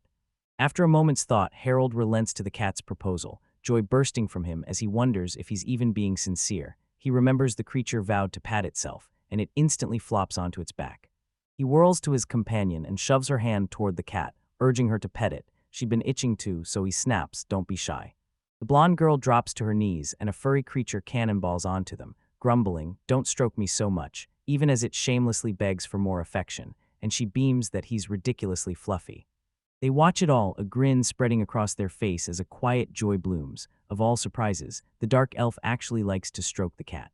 Moments later, the animal kicks off the tour, whisking the hero through unfamiliar corners, unveiling dazzling sights, and finally shepherding him into a souvenir shop, and with that the tour ends. He pours out heartfelt thanks and shoves the money he'd honestly earned into the guide's hand, earning a grateful nod. Then, in a heartbeat, the cat's gaze snaps ice cold. The couple's new acquaintance staggers back, jaw-dropping as a snake slithers along with them. Stunned, "It's a monster," he blurts. "Can monsters really be friends with people?" Panic flashes across his face and he scoops up his cat. The cat purrs, "Relax, lean on me. No reason to fear, you won't tell a soul." The creature fixes a cold stare on the echidna perched on Smith's shoulder, pauses, and finally admits it seems trustworthy, but he's not sold yet. A deafening crash shatters the silence, and the travelers and their guide whirl around together. Right nearby, an unfamiliar cat is thrashing in the local reservoir, its desperate meows ripping through the air as it fights to stay afloat. Crowding the pier, the animal's friends erupt in panic, staring down and yelling that their friend can't swim, like all cats. The heroes and a new acquaintance race closer and see the animals still in a panic, screaming that trouble has come and begging for help before their friend drowns. Harold Smith's jaw clenches. He knows he has to help. He slams his bag down to keep the contents dry, yells to the elf, "I'll be right back," and plunges straight into the water. The rescued kitten sat on the dock, hacking and spitting out the water it swallowed while fighting to swim out. The creature bowed and gushed a polite thank you to the hero for saving it, while the young man dropped onto a nearby stone and listened intently as the dark elf briskly toweled him dry. Before he could blink, the rescued cat's friends pounced. A furry mob swarmed Harold, clinging and nuzzling him while begging him to accept their thanks too. The cat who'd guided the couple watched everything unfold, padded over to the man, and declared him genuinely good. What it had witnessed only cemented that belief. After the hero rescued an islander, the guide materialized from the mist with a crooked smile and declared he'd lead the group to a place he'd never shown anyone. The cat's words hit like a thunderclap. The young man and the blonde girl froze in stunned disbelief and demanded again if he truly meant to lead them to a secret place. The animal nodded and said he wanted them to talk to someone. The guide warned of someone who shuns the world and speaks only to himself. Stunned, Addie and Harold stared at the cat and clung to his words as he said the stranger should talk to someone besides him. He figured she wouldn't mind talking to them. The dark elf locked her eyes on her master. He turned to the cat and demanded what they had to do to meet their acquaintance's mysterious friend, and the cat meowed, urging them to go after him. The heroes crept along the mountain slope at the island's edge, the sea roaring below, balancing on a razor-thin path as their guide barked, "Be careful or you'll fall." The cat stoked the panic, weaving a chilling tale about a doppelganger living at the bottom of the castle's slope. He warned a careless fall would leave the guys unable to return, but everyone wrote it off as superstition. A beat later, his muzzle smooths into a smile, and with a perfectly innocent tone, he warns the couple not to let themselves be fooled by such tales. After a while, the group of travelers and their guide skidded to a halt and stepped out onto a mostly flat clearing, and the cat declared they'd reached the right place. The main character, the elf, and the cat skidded to a stop at the bay's edge, hearts racing as they drank in the glittering, endless view. The young man snapped his head back and realized the place they'd come from was empty. The cat jabbed a paw at the water and declared a mermaid would surface for them now, someone the guys had to talk to. The news slammed into the two tourists, leaving them frozen. The guy blurted, eyes wide, asking if the mermaid was definitely supposed to come to them. The girl snapped that she'd never met them before. Addie confessed she'd once caught wind of a lake in the maze's lower level, the very place they'd been, where mermaids live, and she never imagined they'd rise to the surface. He chewed on his companion's words, replayed her warning in his head once more, then pictured what awaited them, a monster that might have clawed its way out of the maze. The cat sprang to his paws to defend his friend, puffed with pride, and roared that the one he wanted to introduce to his new friends was a local mermaid who'd sailed to the island from the far south. The creature kept gushing that the mermaid was truly peaceful and could speak. Later, the cat winked at the young man and purred, "Don't worry, rely on me," and at that instant, a splash of water erupted. A mermaid burst from the depths, churning the calm surface into spray, flung her hair back and stared down the guests who'd come to her. The animal sprinted to his girlfriend, meowing. The cat rang up Ananella, yelping with joy that she'd sailed to meet him today. Ananella, perched on a rock, nodded and said she figured he might come. The weather was good enough. The mermaid's eyes snapped to the strangers. "Who are you?" she demanded, and her friend shot back, "They're my guests." The hero froze, eyes wide at his first mermaid. The cat asserted they were good and had brought them here for that reason, and Ananella said she understood. The girl with the tail flashed a polite grin, swept through the room greeting the guests and announcing her name. The couple, a young man and a dark elf, strode forward, beaming that they were pleased to meet her and announcing their names. The mermaid, flushed with flattery, called them very courteous but noted they looked oddly unsurprised. Out of nowhere, a butterfly landed on the girl's hand, its tail bursting into existence like a streak of living fire. Ananella didn't flinch, but the guy's face twisted into stunned disbelief. Gabrielle whirls to the elf perched on her right shoulder, bafflement blazing across her face as she scrambles out a shaky apology. Addie averts her eyes and insists it was her butterfly, while the mermaid still cradles the insect on her fingertip, calling it witchcraft, a ritual to test for hostility or something like it, and asks if that settles the girl's doubts. The dark elf snapped she felt no threat. If a mermaid took offense at her action, she'd apologize on the spot. Perched on the stone, she insisted she hadn't done anything terrible. The second girl hadn't attacked. She just wanted to know if the cat's friend was a bad person. He grins, straightens the blonde girl's Panama hat, and declares he's certain she meant no harm. The mermaid pleads don't think about it, insists everything's fine because her friend Sabani vouched for them. If Sabani says they're good guys, then that's how it is. A heartbeat later, Sabani barreled between the talking guys, snapped, "Why are you just standing there?" threw his paws up and shouted it was time to start having fun chatting. The guide planted himself on a log beside the mermaid and launched into one of his stories. She cracked up, calling him hilarious, which left the nearby animal betrayed and had the guy opposite roaring with laughter. He watched them fumble nervously with the new faces at first, then like a light switching on, their voices flowed without hesitation, and he found himself drinking in the breathtaking beauty of the place around them. He sprang to his feet and implored the cat and the mermaid to let him and his elf admire the view. They'd stumbled into such a beautiful place. Then the two of them hurried to the very edge of the shore and drank it all in.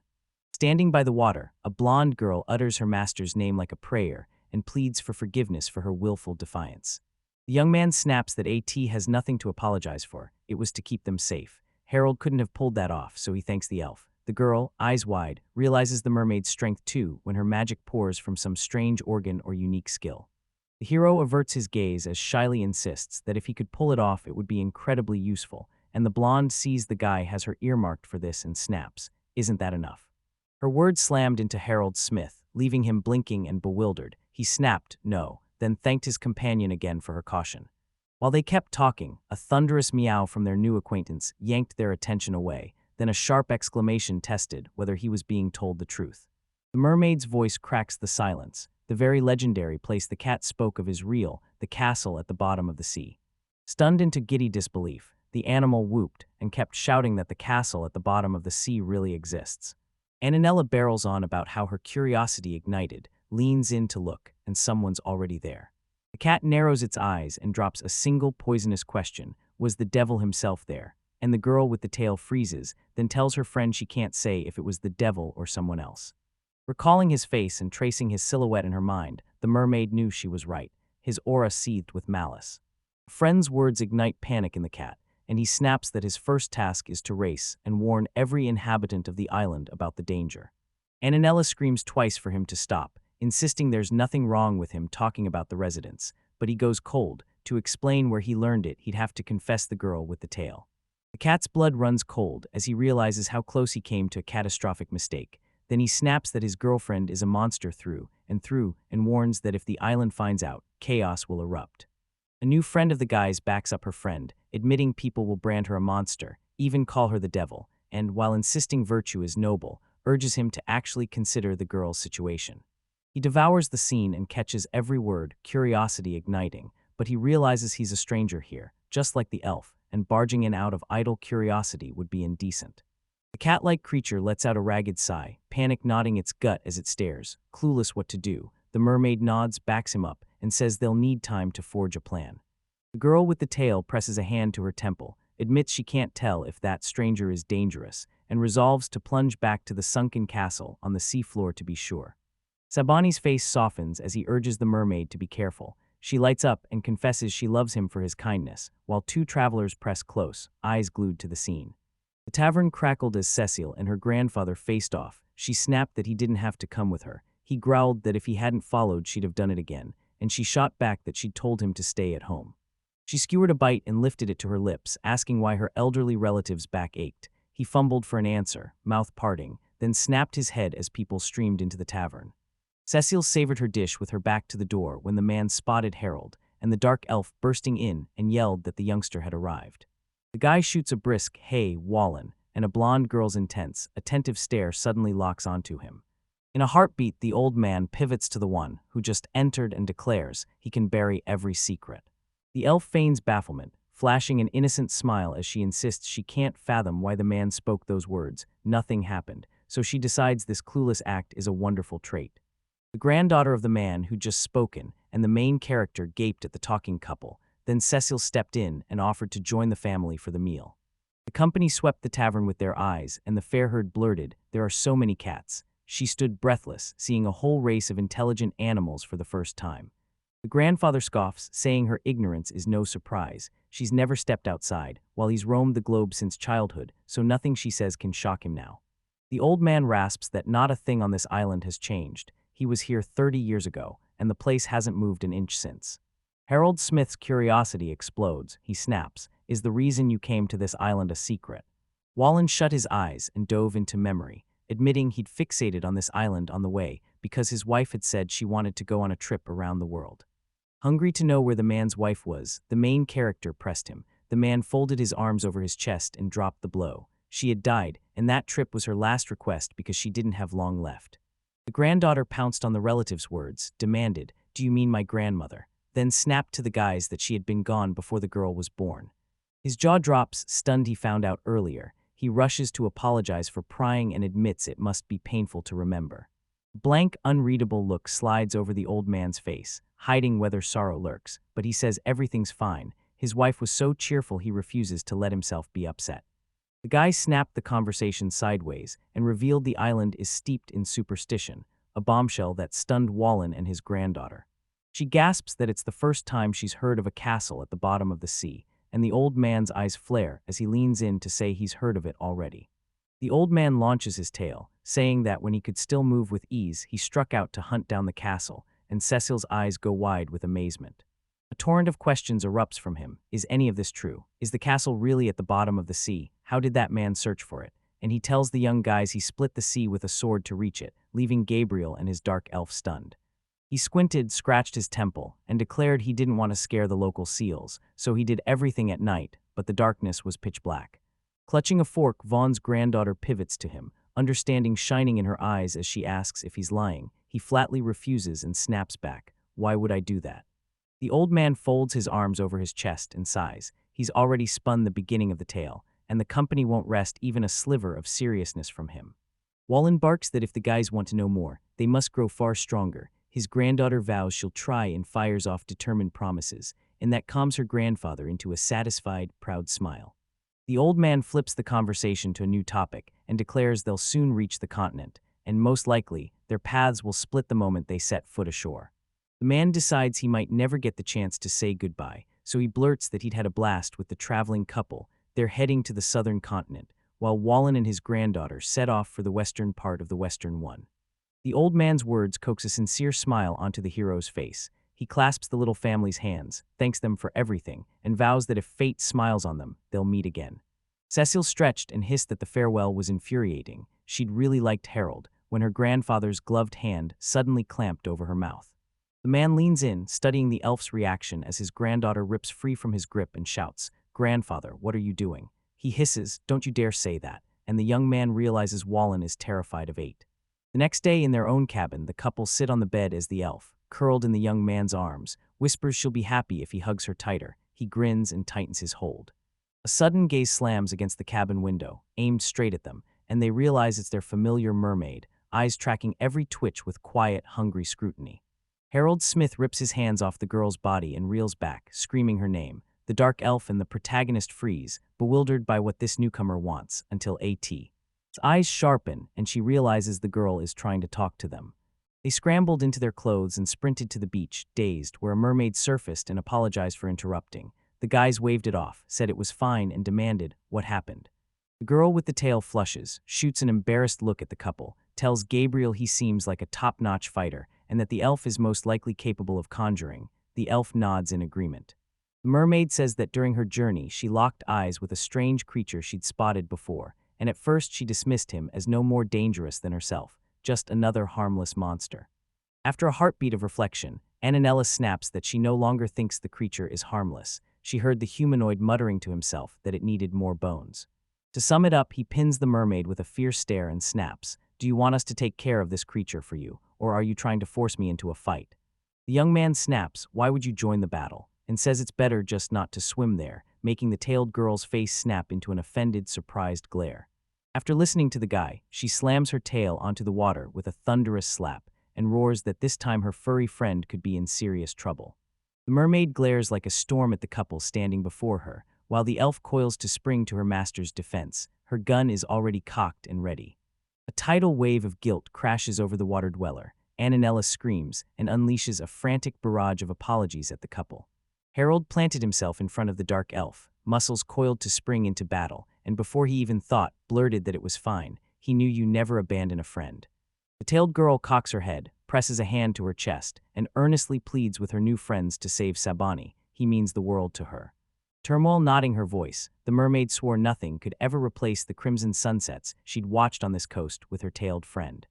Annala's words hit him like a jolt. Exhilaration surged through him as he snapped his gaze to the girl who'd been speaking and saw tears welling in her eyes. Silent until that moment, the dark elf locked her gaze on the owner and hissed his name. Harold snapped out of his thoughts. He pressed his lips into a thin line and vowed he'd help. His words sliced through the mermaid's sobs. She opened her eyes and stilled her tears, and the elf stepped forward, declaring she'd go with him. The girl who lives in the depths drags the last traces of tears from her eyes with her fingers, and flashing a wide white smile, declares she wants to express her great gratitude to Smith. Beneath the hush of the waves, the heroes plunge toward the ocean floor, cocooned in a stubborn bubble that won't burst. Even a fingertip can't pop it. The dark elf and the herald gawk, eyes wide, encased in a shimmering bubble they've never seen. Its trapped air lets the couple conserve oxygen as they trail the mermaid. The elf's eyes darted around, and Harold practically choked on his words. "This is incredible. I never knew the girl with the tail could wield sorcery like that." He looks up, presses his hand to the shimmering bubble around them, grins, and declares that even underwater travel is nothing to them, then asks, "What do we do when we reach the castle?" The girl with the tail flashes a mysterious grin, urges Harold to trust her, and boasts that water magic is her element. The couple inside a glowing bubble hurtle forward, the mermaid at their side guiding them as the underwater city's spires surge into view.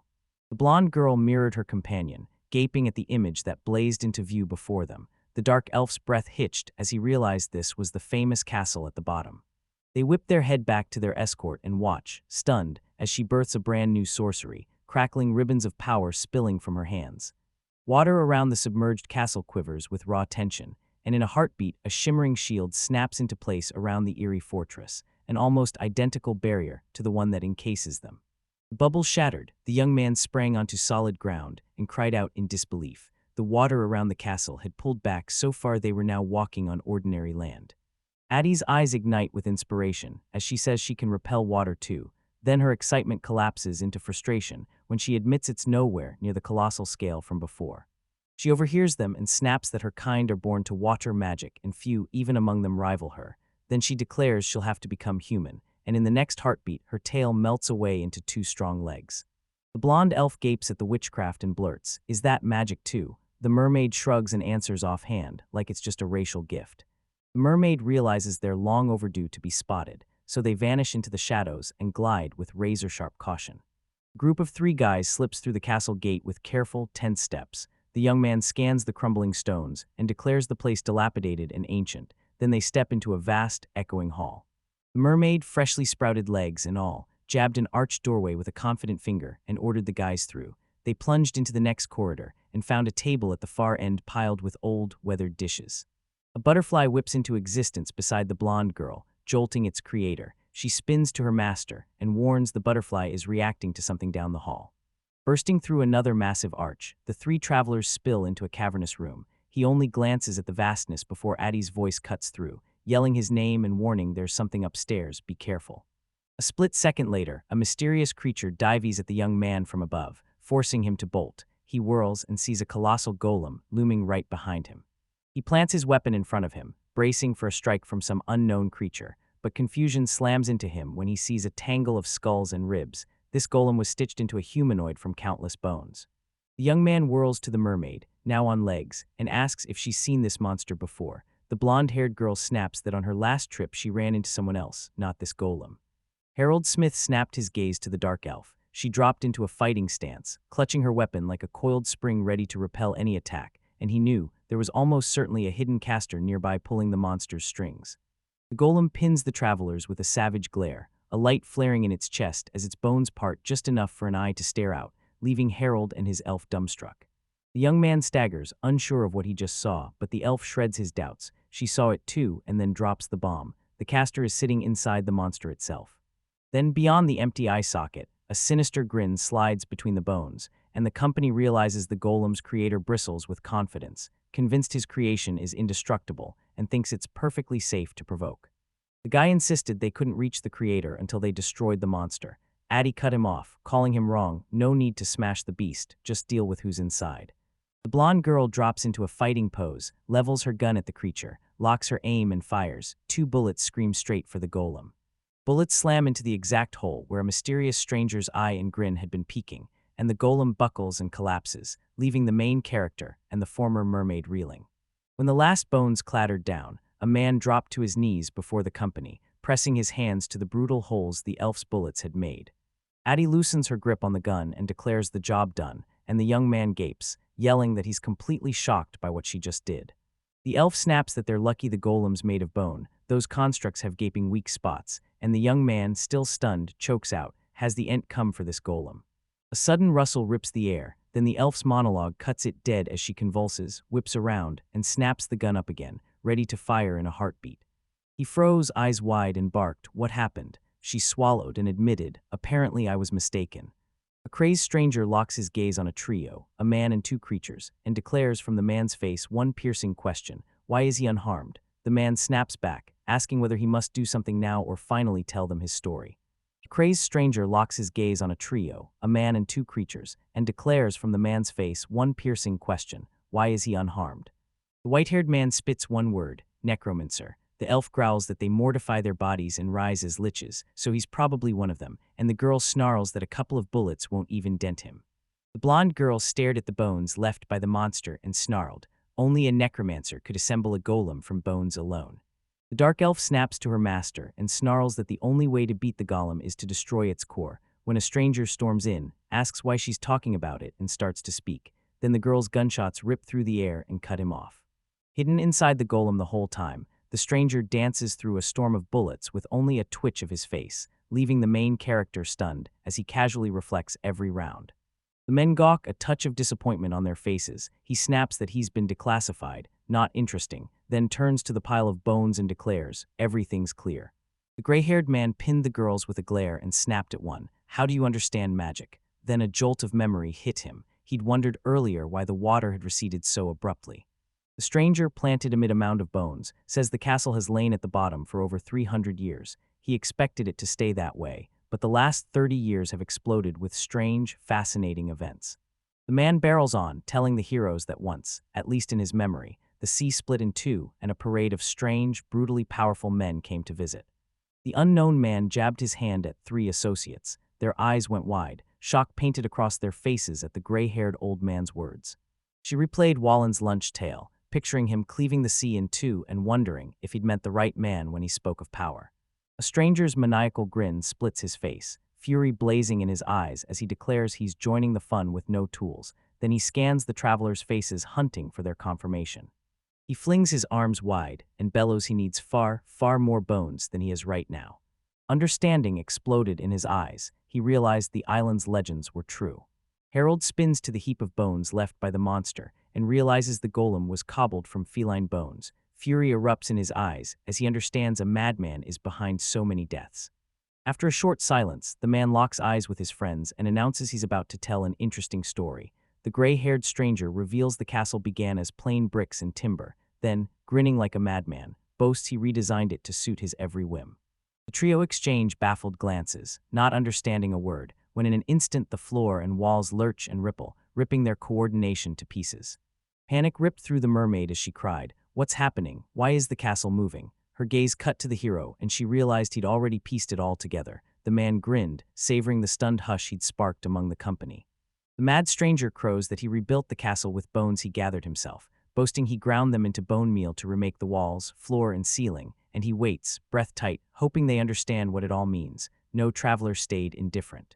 The castle groaned free from the seabed, colossal arms sprouting from its stones, as the characters' faces froze when a stranger boasted he could command the fortress like any ordinary golem. The building rose higher and higher into the sky as insane laughter echoed from inside, and he cackled that Gabriel, the elf, and the mermaid had arrived right on time. He'd kill them first, then wipe out everyone on the island. The gray-haired madman roared that the bones of the heroes would be perfect material to steel and fortify his beautiful castle, that with them he'd forge an indestructible fortress, and then he snapped his fingers. A single click split the silence as the man announced his silent observation on the seabed was over. Today he'd finally go have fun in the outside world, and at that exact moment, his warriors erupted from the pile of bones left by the golem. The stranger basks in his power and snarls that the second round begins right now. Unlike his last golem, these ones won't be easy for the heroes to handle, and the wars he's created are compressed to the breaking point, now almost impenetrable.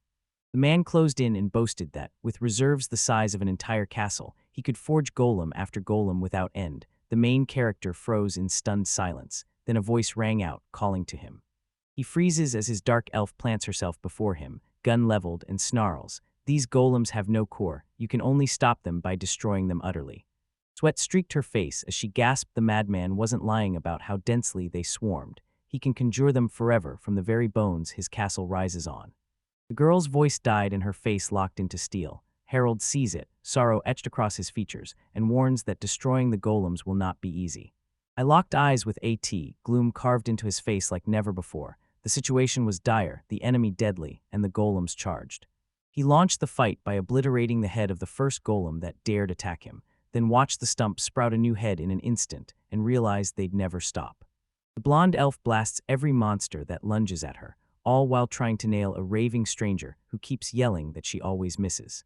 He drops into a low crouch to evade the monster, watching the castle lumber closer to the island with every thunderous step, then eyes his spear, its shaft already shedding splinters, and knows it won't last against enemies like this. The mermaid thrashes to escape the creatures attacking her, unarmed and desperate. The elf vaults away from the grasping hands. The castle rolls on and now looms over the cat's island. Harold's gaze snaps into blazing fury.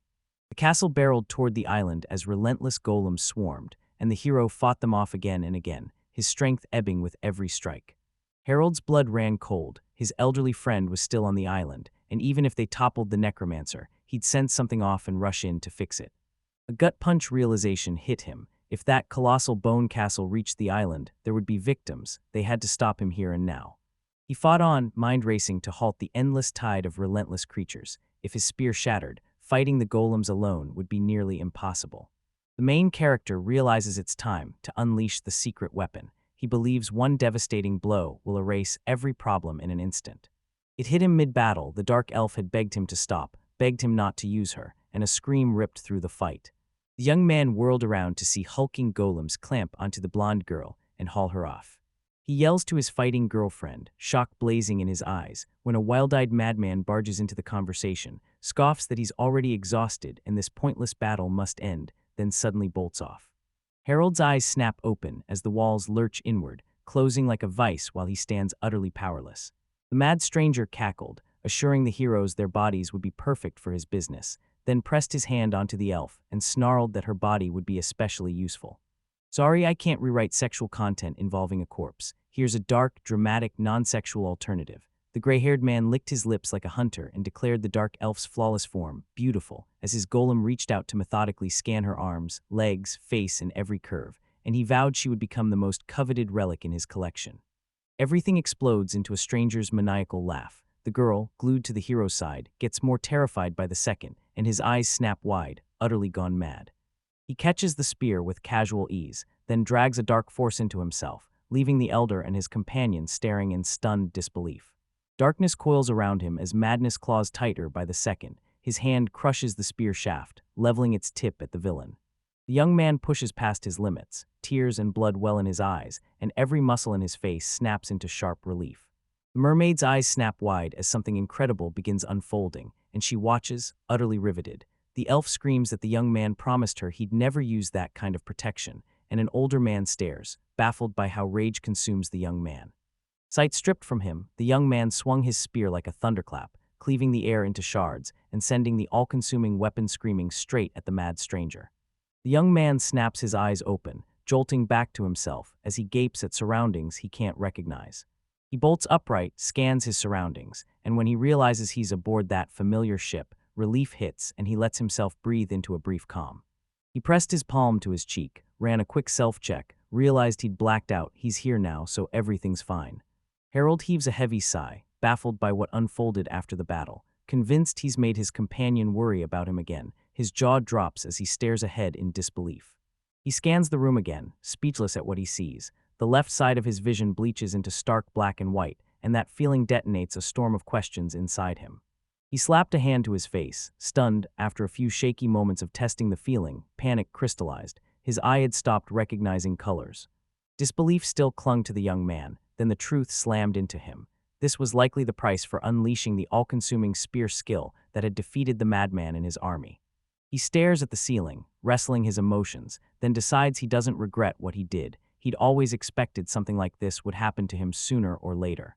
Harold forces himself upright on the bed, careful not to jolt his aching body, and he knows this can't continue. Next time the consequences could be much worse. Staring at his hands, Smith scrambles to remember when he ever learned this skill. Memories slam him back into childhood, and he realizes he honed this way of fighting evil before his father was gravely wounded. He flinches at his father's warning. Even a man's father and son can be arranged differently, so he must wield his gift with ruthless care, yet he can't shake the conviction he was born for this skill. He pulls his hands into his lap as doubt slices through him. This force might be controllable, and he's convinced his father taught him in secret, even if the man always denied it. Lost in thought, the young man hears a voice call from behind the door. It slams into him and rips him out of his memories. The blonde elf, cheeks aflame, edges out from behind the doorway and, voice trembling, asks the gentleman if he's all right. Hope flares in the young man's chest. He's thrilled she came and relieved to see her. Seeing her frozen at the doorway, too afraid to enter their room, he lets a genuine smile bloom, eases onto the bed and tells her, "I'm fine." She pressed her palms together like a prayer, cheeks burning as she shut her eyes and murmured she's overjoyed. Her master is perfectly fine. The elf leans in, needle sharp. Is your weapon mastery the trump card you boasted about? He nods, voice steady. It is. The blonde slams down on the bed opposite Harold, snapping that she just watched his weapon in action for the first time and realized it's a deadly, uncontrollable force. She'd already warned him not to use it in battle and made him promise. The dark elf lifts worried eyes from beneath her bangs and stares at the young man, pleading with raw emotion that he keep his promise from now on. Her genuine concern leaves him unable to say no. Hunched over, she jabs a finger at the young man and warns that if he breaks his promise in the future, he'll regret it deeply. Then she snaps, "Do you understand?" He melts at his partner's adorable antics, presses a hand to his face, shuts his eyes, and vows that even in a life-or-death moment, he'll hunt for another way out. He refuses to die young. A flash of memory slams him back to the question he'd been shaping before the elf cut him off, so he snaps, "Tell me what happened after I unleashed my skill." She averts her eyes and lets the memory wash over her. The dark elf crowed that with a single strike, the young man felled every golem at once and punched a gaping hole through the castle walls, a force so brutal it left the mermaid and the girl staring in stunned disbelief. When the guy crumpled, knocked out by that brutal force, AT dropped to a knee beside him, checking if he was okay while the second girl stared, awestruck, at the lock pierced clean through. The elf drops the final line, "Everything's settled, the submerged castle has stilled and the necromancer has vanished," and the young man erupts in pure joy. Addie says Aninella's desperate to thank him. The moment he's back on his feet, he has to sprint straight to the beach. Healed at last, the young man stormed onto the beach with his elf at his side, met by a familiar cat and a gleeful mermaid already waiting. But the old friends huddled into whispers, and the newly arrived couple froze with worry. Then, without warning, the couple froze as Sabani and the tailed girl snapped into a synchronized bow and poured out a single, ringing thank you to their savior. Embarrassed, he stammers that he shouldn't be thanked. He only helped a friend. Then the kitten boldly declares he deserves every scrap of praise. The cat hurls his arms skyward, crowing that the young man saved him and the whole island, and is their rightful savior now that peace has been preserved, while the mermaid pats her friend on the head, thanks the guys for protecting him, and beams with joy. Harold and his companion explode with joy, relieved that everything is enough. They think it's great. The tailed girl zeroed in on her furry friend and urged him to spring into action. He agreed with a quick nod, and the travelers' faces snapped into stunned gapes. Out of nowhere, the mermaid and her best friend yank a hidden object from behind the rock they'd been sitting on. Smith can't make it out at first, then its reveal hits him like a thunderclap and leaves him stunned. An otherworldly girl materializes before everyone's eyes, clad in a maid's uniform, her eyelids shut as if she's guarding a secret. The protagonist recoils, indignation coiling in his voice as he snaps, "What does this mean?" Sabani beams and says they've prepared a gift to show their gratitude. The hero jabbed a finger at the girl and snarled that gratitude's fine, but their gift is a person. Then the young man's eyes flew open. He leaned in and swallowed his claim when he realized she was a doll, crafted so flawlessly you'd mistake her for a real person. The mermaid boasts that after that battle, she scoured the sea for ages, hunting for a fitting gift to thank the young man for the feat he accomplished. The tailed girl admitted she'd first pictured a huge pearl, but her furry friend scoffed, shot the idea down, and urged her to give something far rarer. Unaware their performance is a mess, the cat and the girl beam innocent smiles and lock eyes with the main character. He takes the gift, leaving his blonde companion staring in stunned silence. He says he finally understands why they gave him the doll and thanks them.